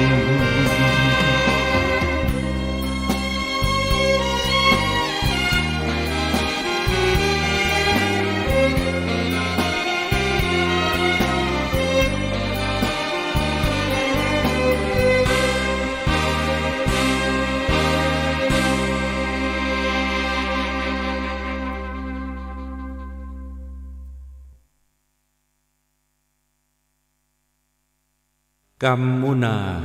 วะตัตติโลโกสัตว์โลกย่อมเป็นไปตามกรรม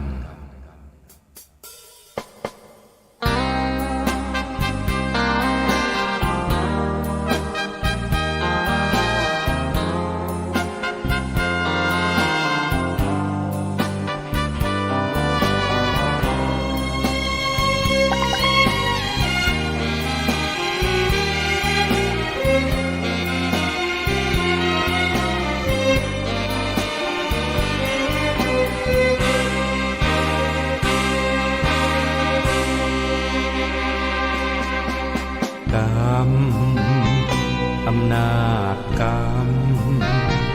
กุศลกรรมหรืออกุศลกรรมทุกการกระทำ เป็นกรรมชั่วกรรมดีคนเราเกิดมาเป็นไปตามกรรมเช่นนี้ทำชั่วทำดีล้วนแต่มีผลกรรมใจอำนาจใจสติสวัสดีค่ะท่านผู้ฟังคะวันนี้ก็พบกันตามปกตินะคะคนเฒ่าเรากฎแห่งกรรมทางสถานีวิทยุแห่งนี้ในช่วงเวลานี้ถ้าบริการนี้ไม่ขัดอารมณ์ท่านนะพบกันเป็นอุทาหรณ์เป็นบทเรียนเราจะได้รู้บาปบุญคุณโทษกรรมนั้นนะมันมีผลผลของกรรมเนี่ยมันให้ผลรุนแรงมากนะท่านผู้ฟังต้องระวังกันหน่อยแต่การให้ผลนั้นอาจจะช้าหรือเร็วนั้นมันอยู่ที่เราทำกรรมหนักกรรมเบาเอาไว้เท่าไหร่อย่างสมมุติว่าเราทำทั้งกรรมดีและกรรมชั่วท่านผู้ฟังโอเคกรรมดีก็มีบ้างแต่กรรมชั่วมันมีมากกรรมชั่วก็ตอบสนองช้าหน่อยเพราะมีกรรมดีเป็นประตูกั้นไว้เป็นระยะแต่ถ้าเผื่อกรรมดีเราไม่เคยทำเลยในชีวิตเราทำกรรมชั่วปั๊บกรรมชั่วตามสนองเร็วที่สุดเพราะนั้นต้องระวังคนที่ทำกรรมดีไว้ท่านผู้ฟังความดีก็จะสนองเราช้าหรือเร็วเราก็ไม่รู้ละแล้วแต่ช่วงระยะเวลาที่จะสนองถ้าเผื่อทำกรรมชั่วก็เหมือนกันไอ้กรรมดีเราก็ทำกรรมชั่วเราก็ทำเพราะฉะนั้นบางทีเราทำกรรมดีมากกว่ากรรมชั่วไอ้กรรมดีก็สนองเราชาตินี้ไม่ค่อยจะพบความไม่ดีหรอกแต่พอพูดถึงว่าชาติหน้าไอ้กรรมดีที่เราทำไว้มันหมดแล้วกรรมชั่วก็ตอบสนองมันไปตอบเอาชาติหน้านู่นบางคนก็บอกว่าชาติหน้ามีที่ไหนไม่มีหรอกชาติหน้าเกิดมาชาตินี้ชาติเดียวเอาใครจะเชื่อก็เชื่อใครไม่เชื่อก็แล้วแต่นะท่านผู้ฟังถ้าเผื่อว่าเชื่อแล้วมันมีจริงเราก็ได้กำไรแต่ว่าถ้าเผื่อว่าไม่เชื่อแล้วมันมีจริงเราก็ขาดทุนถ้าเผื่อว่าเชื่อแล้วมันไม่มีจริงเราก็ได้กำไรเพราะว่ามันไม่มีจริงแต่เราเชื่อไว้ก่อนอันนี้ไอ้เราไม่เชื่อเนี่ยไม่เชื่อแล้วมันมีนี่เราขาดทุนนะถ้าเผื่อว่าไม่เชื่อแล้วมันไม่มีมันก็เจ้ากันไปไม่ขาดทุนไม่ได้กำไรท่านผู้ฟังวันนี้ป้าไก่จะคุยในเรื่องทันตาเห็นท่านผู้ฟังค่ะท่านผู้เขียนใช้นามปากกาว่าคุณอมฤตค่ะก็นี่แหละค่ะท่านผู้เขียนบอกว่าเมื่อสมัยเด็กๆนั่นนะบ้านเก่าท่านผู้เขียนอยู่ที่ท่าพระขอสมมุติท่านผู้เขียนว่าตาเล็กก็แล้วกันบ้านของตาเล็กนี่เขาเข้าซอยเป็นสวนทึบสองข้างทางเต็มไปด้วยหญ้าคาที่สูงชาวบ้านแถวนั้นก็เชื่อถือในโลกโชคลางมากมีเพียงบ้านของท่านผู้เขียนเท่านั้นแหละที่ไม่ค่อยเคร่งเท่าไหร่ก็นี่แหละค่ะโดยเฉพาะอาของท่านผู้เขียนเนี่ยอาของตาเล็กเนี่ยมีชื่อว่าอาสนานแต่ท่านผู้เขียนเรียกสั้นๆว่าอานานเป็นชายหนุ่มอายุ24-25 ปีรูปรอหุ่นสมาร์ทสูงผิวขาวเป็นที่ติดตาต้องใจสาวแถวซอยโรงเคลือบนี่ตามกันเกลียวเลยชอบสนใจอานานรอวันสุดสัปดาห์โดยเฉพาะคืนวันเสาร์อานานจะชวนเพื่อนที่ทำงานเป็นช่างพิมพ์ด้วยกันมากินเหล้าที่บ้านเสมอค่ะปรากฏว่าท่านผู้เขียนตอนเด็กจะชื่นชมอานานมากเลยเคารพรักทุกๆวันนี้ปรากฏว่าท่านผู้เขียนจะไปคลุกคลีที่ห้องของอานานเป็นประจำเลยได้ฟังคำบ่นเป็นกิจวัตรทุกๆวันว่าโอ้ยตาเล็กหนูมันเยอะจริงๆชอบมาลื้อของขี้ตามซอกตู้เสื้อผ้าแม่น่าเจ็บใจแล้วมันยังชอบคุยถังขยะหน้าบ้านคาบเอาเศษอาหารเศษกระดาษถุงพลาสติกเข้ามาซุกซ่อนในห้องของอีกด้วยจะทำยังไงดีให้มันหายแค้นก็บ่นกับท่านผู้เขียนท่านผู้ฟังค่ะแล้ววันหนึ่ง อันนานพูดกับท่านผู้เขียนบอกว่านี่เร็กมันกวนนักวันอาทิตย์นี้เราไปท้องหนามหลวงกันไหมก็ท่านผู้เขียนถามไปทำไมอ้าวก็ไปซื้อกับดักหนูมาวางดักมันสัก2-3 อันนะสิท่านผู้เขียนบอกดีดีจากนั้นเด็กก็ไม่เคยรู้จักบาปบุญคุณโทษแล้วก็เลยคิดว่าการจับหนูเป็นของเล่นใหม่ที่อันนานเสนอมาให้เล่นก็สนับสนุนใหญ่ค่ะตอนนี้เด็กก็นึกต่อไปบอกว่าถ้าจับหนูได้แล้วจะเอาเชือกผูกขามันให้มันวิ่งเราก็จะได้วิ่งไล่มันถ้าจะสนุกดีท่านผู้ฟังตกเย็นวันอาทิตย์นั้น2 อันหลานอันหนานกลับจากทำงานแล้วก็ทำงานตอนเช้าทำงานโรงพิมพ์กับหลานกับตาเล็กก็ชวนไปท้องน้ำหลวงค่ะซึ่งสมัยนั้นน่ะพวกชาวบ้านซอยหลังลงเคลือบพวกเคลือบพวกช่วยชามอะไรเนี่ยตลอดจนผู้คนที่อาศัยอยู่แถวบางกอกใหญ่บางกอกน้อยก็จะซื้อของซื้อกับข้าวถ้าไม่ไปซื้อที่สนามหลวงก็ต้องไปซื้อที่น้ำพุร้อนที่อยู่แถวสะพานอรุณอมรินทร์แต่สนามหลวงนี่เป็นแหล่งช้อปปิ้งของคนจนมากกว่าคนมีเงินส่วนมีเงินหน่อยก็ไปซื้อที่น้ำพุร้อนในสมัยก่อนนะคะ30-40 ปีก่อน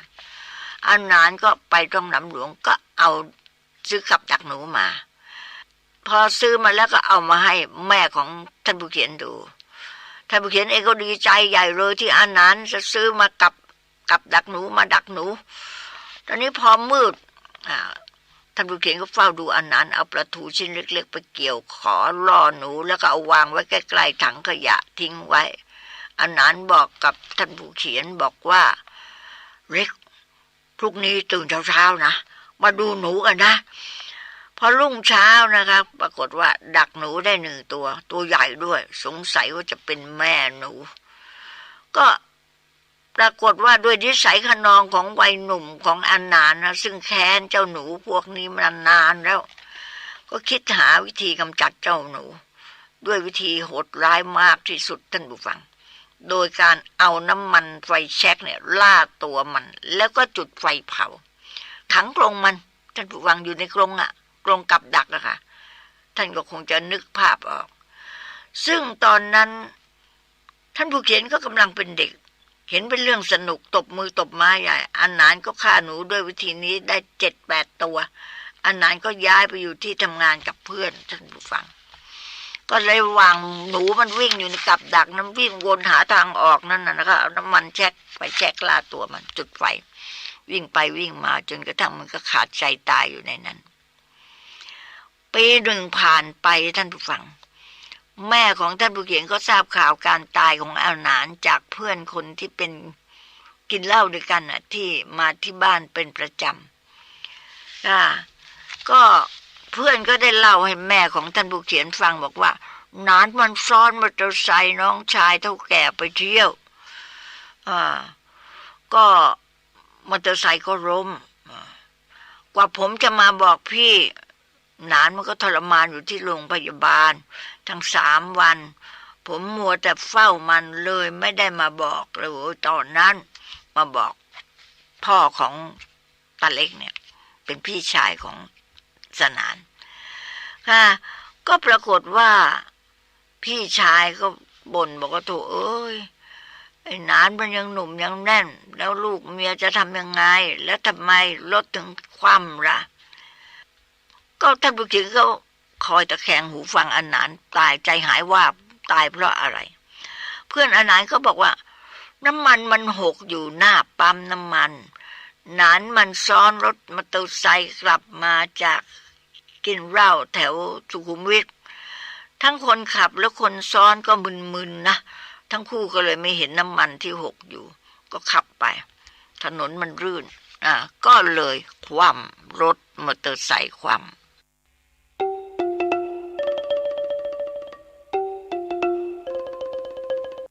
ท่านผู้ฟังคะขณะนี้ก็กำลังฟังคนเฒ่าเล่ากฎแห่งกรรมในเรื่องทันตาเห็นนี่ท่านผู้เขียนเขียนเล่าในนิตยสารโลกทิพย์ก็เห็นไหมคะอันนาน เสร็จแล้วก็ตายเพราะถูกน้ำมันลวกเนี่ยปรากฏว่าเพื่อนของอาหนานเนี่ยเล่าให้พ่อของท่านผู้เขียนฟังบอกว่าซ้อนมาเจอทรายกับเพื่อนจะกินเหล้าแถวสุขุมวิทก็เผอิญน้ำมันมันหกหน้าปั๊มน้ำมันมันหกอยู่กับพื้นไม่ทันเห็นรถแล่นมาด้วยความเร็วสูงก็เลยฉลบคว่ำไฟลุกท่วมคลอกทั้งสองคนแต่น้องชายเท่าแก่ไม่ตายไปเที่ยวกันตอนนี้ยังนอนอยู่โรงพยาบาลท่านผู้ฟังคะพอฟังถึงตอนนี้แล้วปรากฏว่าฟังผู้ใหญ่ก็พูดกันนั้นก็ท่านผู้เขียนยังเด็กอยู่ก็นึกสยองหวนนึกถึงวิธีฆ่าหนูโดยเฉพาะเจ้าแม่หนูตัวโตตัวนั้นกำใดสนองอาหารแล้วเห็นตำตาไม่ต้องรอชาติหน้าและชาติไหนเลยท่านผู้ฟังคะก็นี่แหละค่ะพอฟังมาถึงตอนนี้ท่านผู้ฟังก็ปรากฏว่าท่านผู้เขียนนึกสยองหวนนึกถึงวิธีฆ่าหนูทันทีอาหารฆ่าหนูโดยเฉพาะเจ้าแม่หนูตัวโตตัวนั้นกำใดสนองอาหารแล้วเห็นตำตาไม่ค่อยต้องรอชาติหน้าชาติไหนเลยแค่เวลาห่างกันจากที่ก่อกรรมไว้ประมาณ1 ปีท่านผู้ฟังกรรมที่ได้ก่อได้ตอบสนองด้วยวิธีหนามยอกเอาหนามบ่งเห็นไหมคะปีเดียวเท่านั้นวิธีการฆ่าหนูของอาหนานเสร็จแล้วก็ย้อนกลับมาท่านตาเห็นจริงๆกรรมอาหนานฆ่าหนูทำให้หนูเกิดการพลัดพรากจากกันก็เหมือนอาหนานโดนไฟคลอกต้องทนทุกข์ทรมานในโรงพยาบาล3 วันกว่าจะตายทิ้งลูกเบียร์ต้องต่อสู้และขาดผู้นำครอบครัวก็ปรากฏว่าตัวท่านผู้เขียนได้ฟังได้เห็นได้รู้ก็เสียใจและเศร้าใจจนบอกไม่ถูกนะคะก็ชายหนุ่มที่พร้อมด้วยทุกอย่างรูปสมบัติคุณสมบัติใครๆก็ชื่นชมเป็นสุดที่รักของครอบครัวแต่ได้รับผลกรรมที่ตนก่อในชาตินี้อายุก็ยังหนุ่มแน่นอยู่ขาดคุณธรรมประจำใจชื่อว่าเมตตาตัวเดียวเท่านั้นค่ะ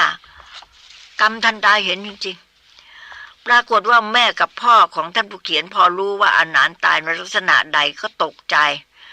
ตอนที่อาหนานจะเผาหนูทั้งเป็นท่านผู้ฟังแม่ก็ได้ห้ามแล้วแม่ท่านผู้เขียนห้ามแล้วแถมยังบอกให้พ่อซึ่งเป็นพี่ชายห้ามอาหนานแต่ปรากฏว่าอาหนานไม่ฟังลูกเกิดความแค้นความโกรธเผาหนูให้มันตายทรมานยิ่งคนที่ได้ไปเยี่ยมอาการของอาหนานที่โรงพยาบาล3 วันก่อนจะตายนั้นก็พากันเล่าอาการให้พ่อของท่านผู้เขียนฟังท่านผู้เขียนแน่ใจทันทีว่าเป็นผลกรรมที่ทำกับหนูแน่นอนก็เพื่อนอาหนานก็เล่าให้พ่อของท่านผู้เขียนฟังบอกว่าหนานมันทรมานมากเหลือเกินพิทิศข้าน่ะสงสารมันสมเพศมันดิ้นทุรนทุรายปวดแสบปวดร้อนร้องเสียงโอดอวยดังตลอดเวลาเลยก็ฉันก็ทำอะไรไม่ถูกเนี่ยก็บอกกับพ่อของอาหนานเพื่อนอาหนาน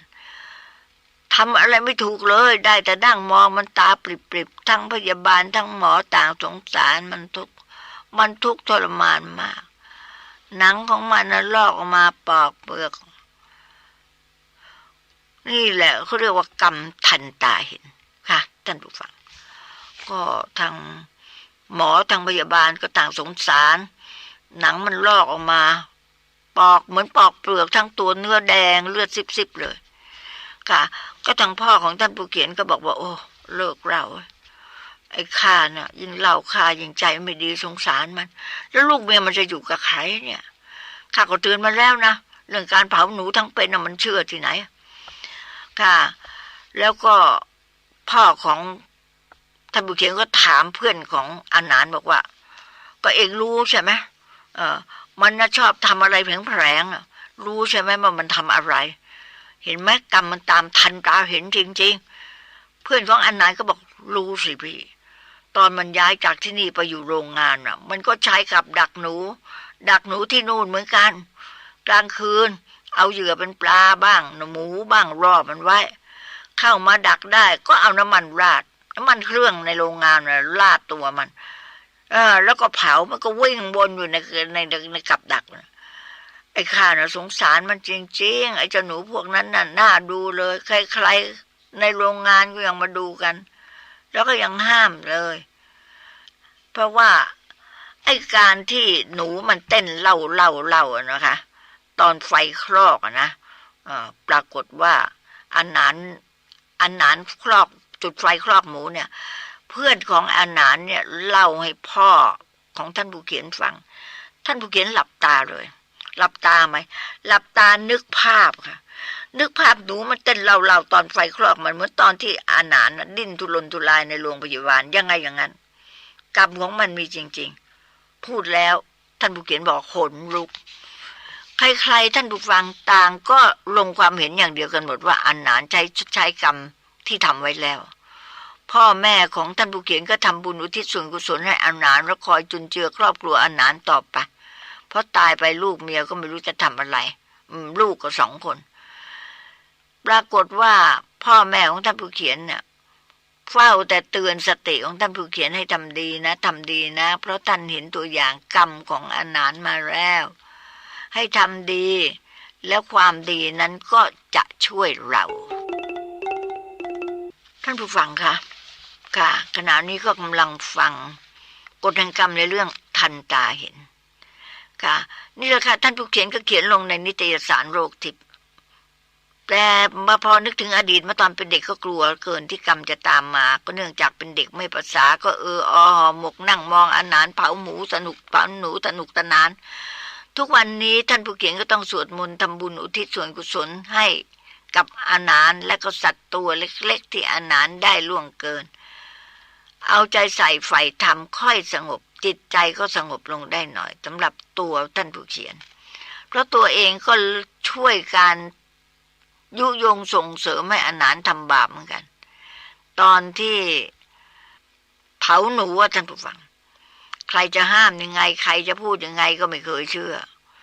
แม่ของท่านผู้เขียนบอกระวังนะไอ้หนานเอ้ยกรรมมันจะตามทันยังเถียงแม่อีกว่ากรรมมันมีตัวตนยังไงนะพี่กรรมมันเป็นยังไงนะพี่ผมไม่เคยเห็นเลยนี่แหละค่ะแสดงชัดๆว่ากฎแห่งกรรมมันมีก็ท่านผู้เขียนเนี่ยว่าทุกวันนี้ก็ต้องสวดมนต์ทำบุญอุทิศส่วนกุศลเอาใจใฝ่ในธรรมค่อยสงบจิตสงบใจได้หน่อยไม่อย่างนั้นหลับตาทีไรก็เห็นอาหารเผาหนูทุกครั้งไปค่ะก็นี่แหละไหนๆก็เล่าเรื่องทำกรรมเห็นผลของการกระทำทันตาเห็นแล้วก็จะขอเล่าเรื่องที่เห็นผลทันตาในชาตินี้อีกเรื่องหนึ่งให้ฟังนะคะซึ่งเรื่องทั้ง2เรื่องนี้ก็ท่านผู้เขียนประสบพบเห็นมาด้วยตัวเองทำให้ท่านผู้เขียนนี่ซึ่งแต่เดิมเป็นคนหัวสมัยใหม่ร่ำเรียนหนังสือหนักๆเลยไม่ค่อยจะเชื่อเรื่องไสยศาสตร์เท่าไหร่ตอนแรกเห็นเรื่องอาหารก็ไม่ค่อยจะเชื่อเรื่องบาปบุญคุณโทษล่ะคิดว่าเป็นเหตุบังเอิญมากกว่าแต่พอเรื่องที่2เนี่ยทำให้ท่านผู้เขียนปักใจเชื่อสนิทเลยว่ากรรมใดใครก่อกรรมนั้นย่อมตอบสนองนะคะเอาละค่ะประกาศลาตรงนี้เลยนะเวลาหมดแล้วพรุ่งนี้พบกันใหม่นะคะหวัดดีค่ะครองไว้อย่าผิดพลาดเธอไปพระองค์เข้าใจชี้ในสิ่งกระทำจรวดบรรทุกใส่มาแล้วนาเวรกรรมคิดจะกระทำย้ำให้พึงสังวรคนและสัตว์ทั้งหลายที่เป็นไปต่างๆนานาชีวิตแตกต่างนานากรรมชักพาพบเย็นพบร้อนคนไม่เข้าใจกันมัวกระทำเรื่องบาปหลายตอนเกิดใหม่พบหน้าแน่นอนนรกร้อนน่าสะพรึงกลัวอำนาจกรรมกุศลกรรมหรืออกุศลกรรมไม่ควรกระทำกรรมที่ผิดติดตัวท ำบาปโหดร้ายมันไม่ใช่เรื่องยิ้มหัวผลลัพธ์น่ากลัวน่ากลัวอำนาจกรรม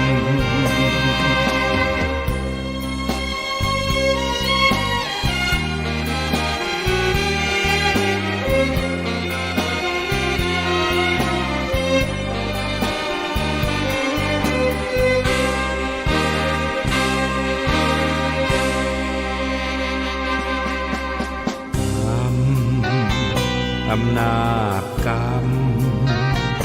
กุศลกรรมหรืออกุศลกรรมไม่ควรกระทำกรรมที่ผิดติดตัวทำบาปโหดร้ายมันไม่ใช่เรื่องยิ้มหัวผลลัพธ์น่ากลัวน่ากลัวอำนาจกรรม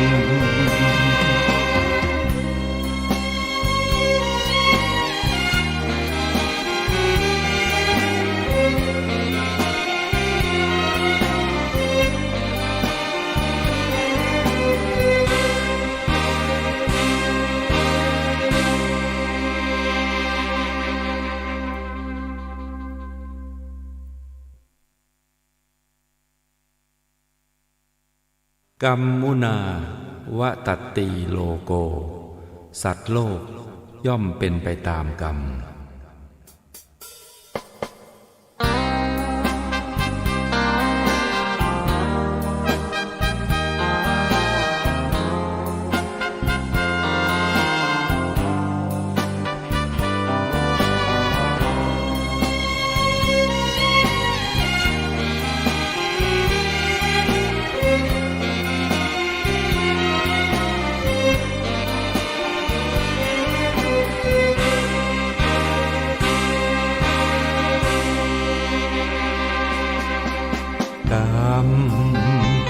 อำนาจกรรม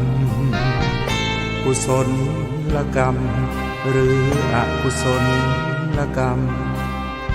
ทุกการกระทำเป็นกรรมชั่วกรรมดี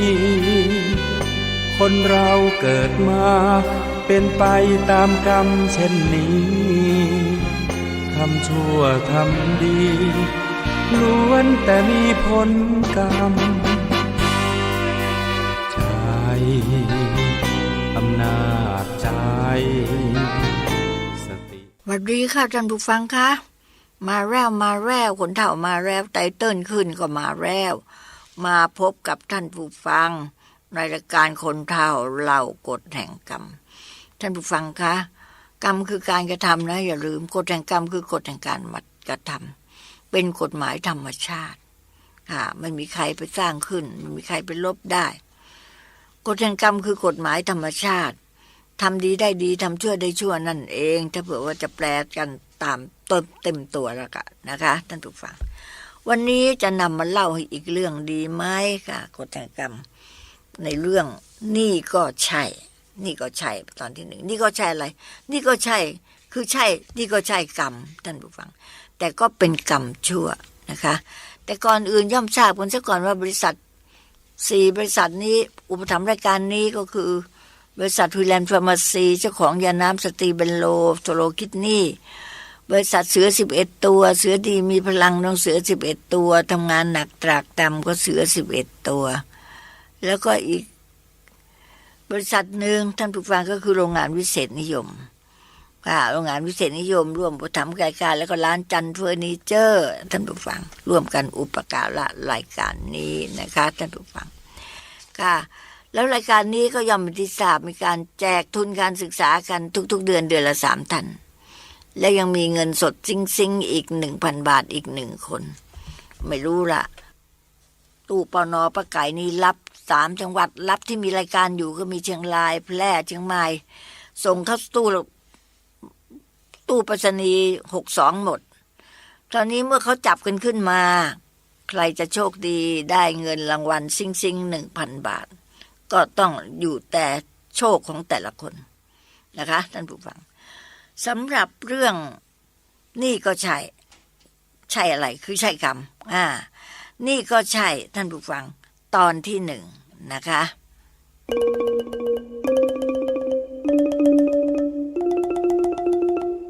เรื่องมันมีอยู่ว่าอย่างนี้ท่านผู้ฟังกรรมกฎแห่งกรรมเรื่องนี้ก็ใช่ก็ท่านผู้เขียนได้ย้ายบ้านจากท่าพระมาอยู่แถวบางขุนเทียนและบ้านของท่านผู้เขียนอยู่ห่างจากตึกแถวเพียง2 ชั่วตึกแถวห้องแรกก็เป็นร้านขายข้าวมันไก่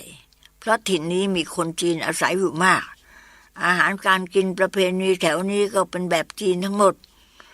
ร้านขายข้าวมันไก่ร้านนี้นะมีชื่อเสียงขายดีมากคนเต็มร้านทั้งวันเลยท่านผู้ฟังยิ่งตอนเที่ยงไม่มีที่นั่งกันเลยเจ้าของร้านเป็นชายชาวจีนอายุ40 ปี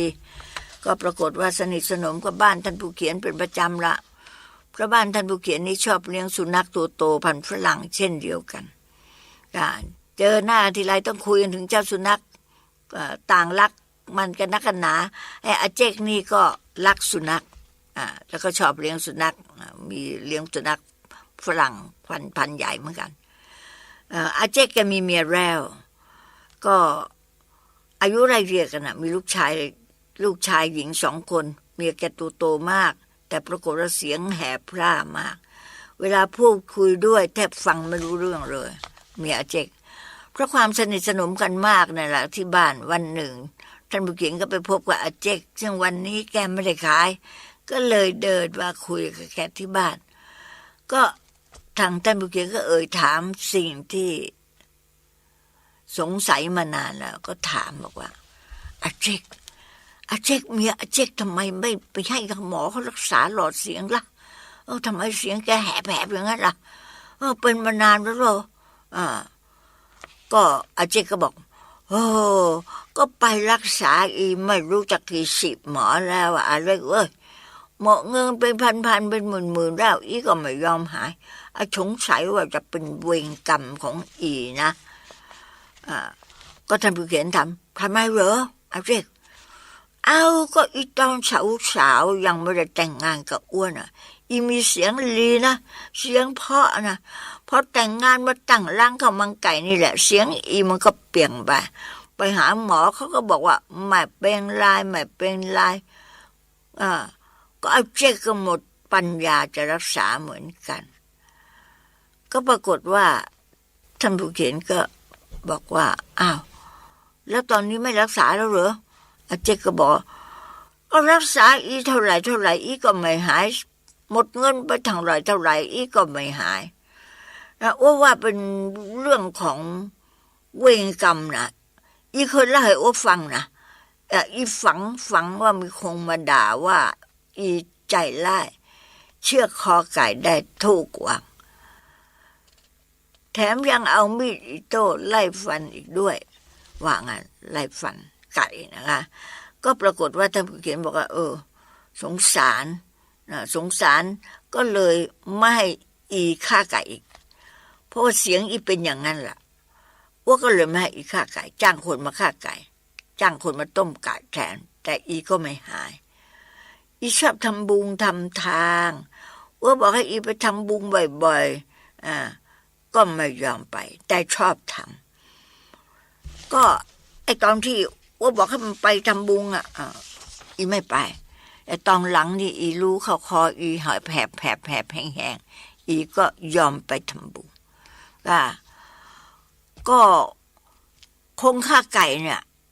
รู้อยากจะเห็นนะว่าหน้าตาเป็นอย่างไรนะหลังจากที่เมียอ้วนเลิกขายไก่แล้วเลิกขายไก่แล้วมาหลังบ้างว่าตอนเช้าลือก็จะได้เห็นว่างั้นตั้งแต่นั้นมาได้รู้เรื่องสาเหตุที่ทำให้เมียอาเจกเจ้าของร้านข้าวมันไก่เสียงแหบเสียงแห้งแล้วก็ทางท่านผู้เขียนก็กลัวเรื่องเวรกรรมมากเคยตีหมาตีแมวก็ไม่ตีเห็นพ้องด้วยกับอาเจกที่ว่าเรื่องของเมียแกเป็นเรื่องของเวรกรรมแกว่างั้นก็ยังนึกสงสัยอยู่ว่าแล้วคนที่อาเจกจ้างมาฆ่าไก่ทำไมไม่เห็นอาเจกพูดถึงเรื่องเวรเรื่องกรรมอาเจกก็บอกว่าสำหรับตัวอาเจกเป็นคงใจบุญมีเมตตาตั้งร้านข้าวมันไก่เพราะเป็นอาชีพของว่า แต่แล้วอ้วก็ไม่ได้ฆ่าไก่อ้วไม่ได้ต้มไก่วันตรุษจีนวันศาสตร์จีนอ้วก็ทำบุญไม่ได้ขาดเว้นเหมือนกัน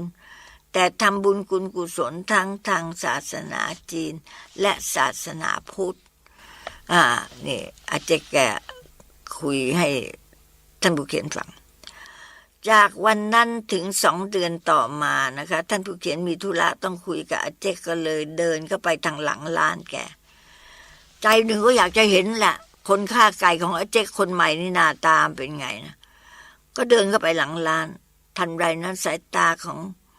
ท่านผู้เขียนก็เห็นสิ่งที่ไม่น่าเห็นค่ะสิ่งที่ไม่น่าเห็นก็คือ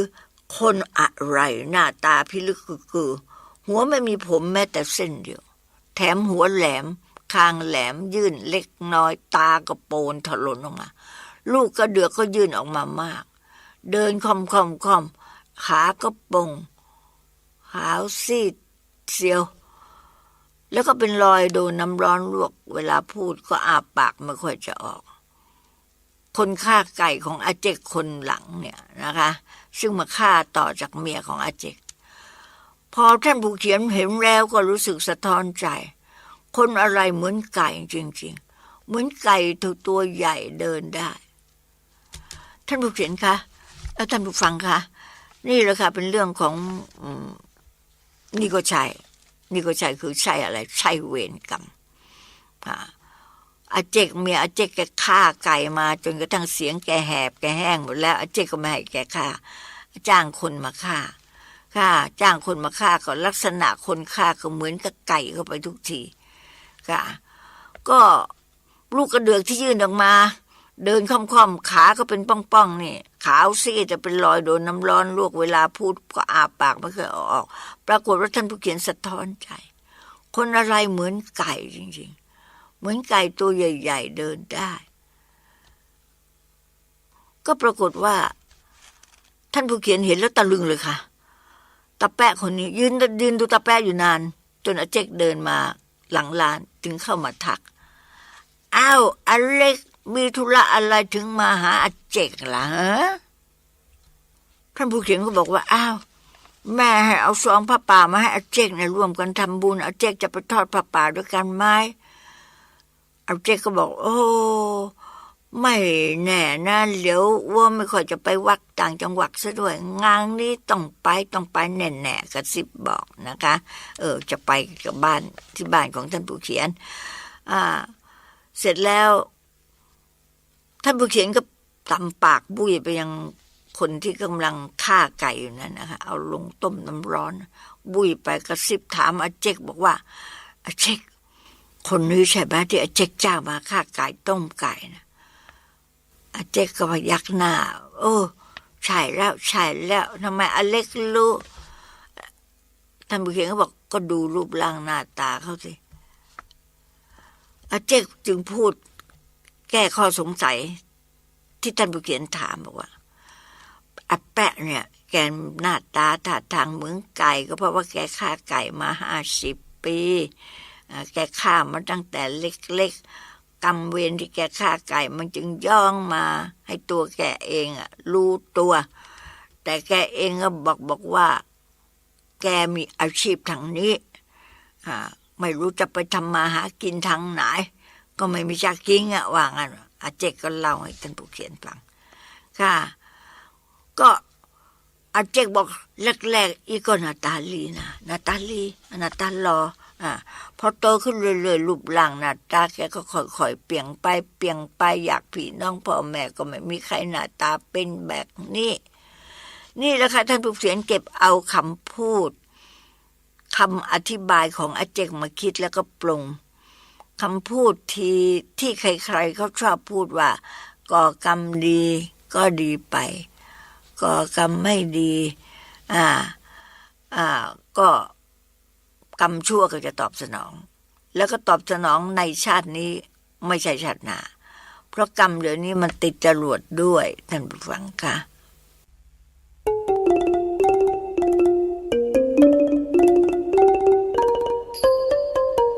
ท่านผู้ฟังค่ะขณะนี้ก็กำลังฟังคนเฒ่าเรากฎแห่งกรรมในเรื่อง นี่ก็ใช่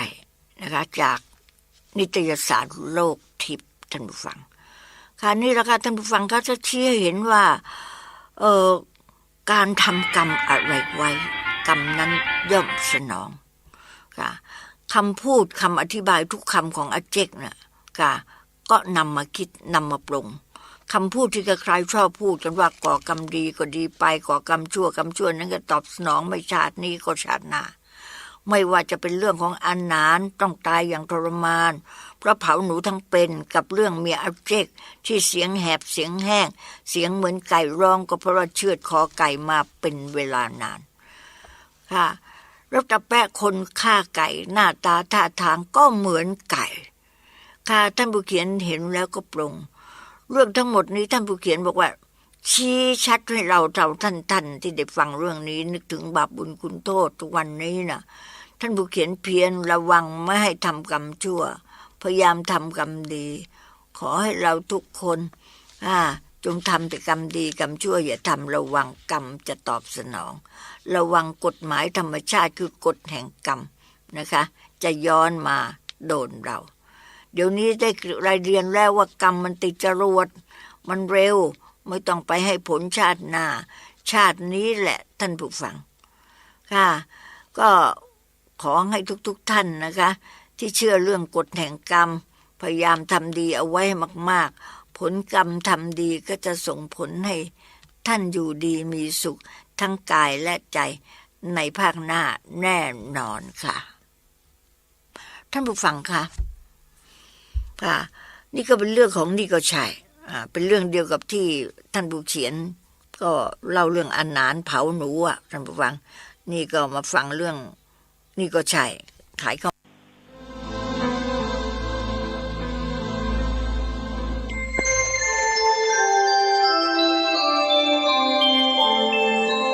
ขณะนี้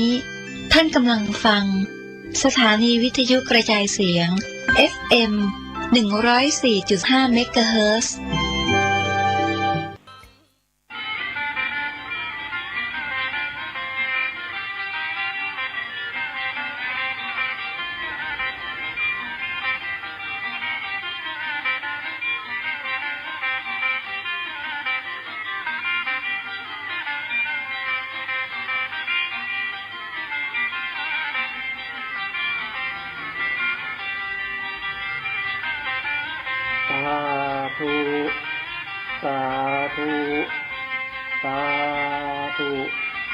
พุทธปรมีธรรมปรมีสังฆปรมีครับผมยินดีต้อนรับเข้าสู่รายการสปาเรื่องหมู่ล้านนานะครับดำเนินรายการโดยพ่อจารย์ต้นหนังไปสอนนะครับวันนี้จะมาพบกันแถมนะครับญาติธรรมท่านผู้ฟังทั้งหลายในพื้นบ้านล้านนาทุกท่านทุกคนนะครับเขายังอยู่ด้วยกันอยู่นะครับปลายปีพ.ศ. 2565เนาะเดือนธันวาก็มาจอดมาหลอดมาถึงกันแล้วจะสิ้นปีละหมดปีไปกับอายุก็จะนักไปแถมปิงคนละปีละปีน่าได้ทุกท่านทุกคนนะครับปีใหม่ปีเก่านะครับมันก็เหมือนกันเปิ้นสมมุติขึ้นมาบ่ได้เนาะปี61 62 63 64 65นะปีนักกษัตริย์แถมนะใจเป้าสีไส้สง่าเม็ดสันเล้าเซ็ตกายชดหนูสโลบัวอย่างว่ากันไปเนาะมันเป็นของที่เปิ้นสมมุติเอาว่าพศนี้อายุตะอีนะสมัยโบราณนี่มุมีนะ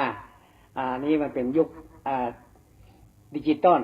ยุคที่เปิ้นพัฒนาสูงมากๆเลยนะครับวันนี้ก็มาปะกันแถมนะครับบรรดาพ่อแม่พี่น้องท่านผู้ฟังทุกท่านทุกคนพื้นบ้านล้านนานะครับเรื่องเหีบกองของบักเก่าเรื่องปัญญาภูมิปัญญาเรื่องมื้อจานวันดีเรื่องกินตานงานบุญทั้งหลายนะครับก็ปากันเอามาอู้ในสถานีวิทยุขึ้นพระพุทธศาสนาและวัฒนธรรมหลายท่านหลายคนบอกว่าเป็นพระสงฆ์องค์ข้าเจ้าพ่อจารย์พ่ออาจารย์วัดพ่อนานพ่อน้อยทั้งหลายเนาะหรือว่าจะเป็นนักวิชาการทั้งหลายทนายความเนี่ยก็มีเยอะแยะเลย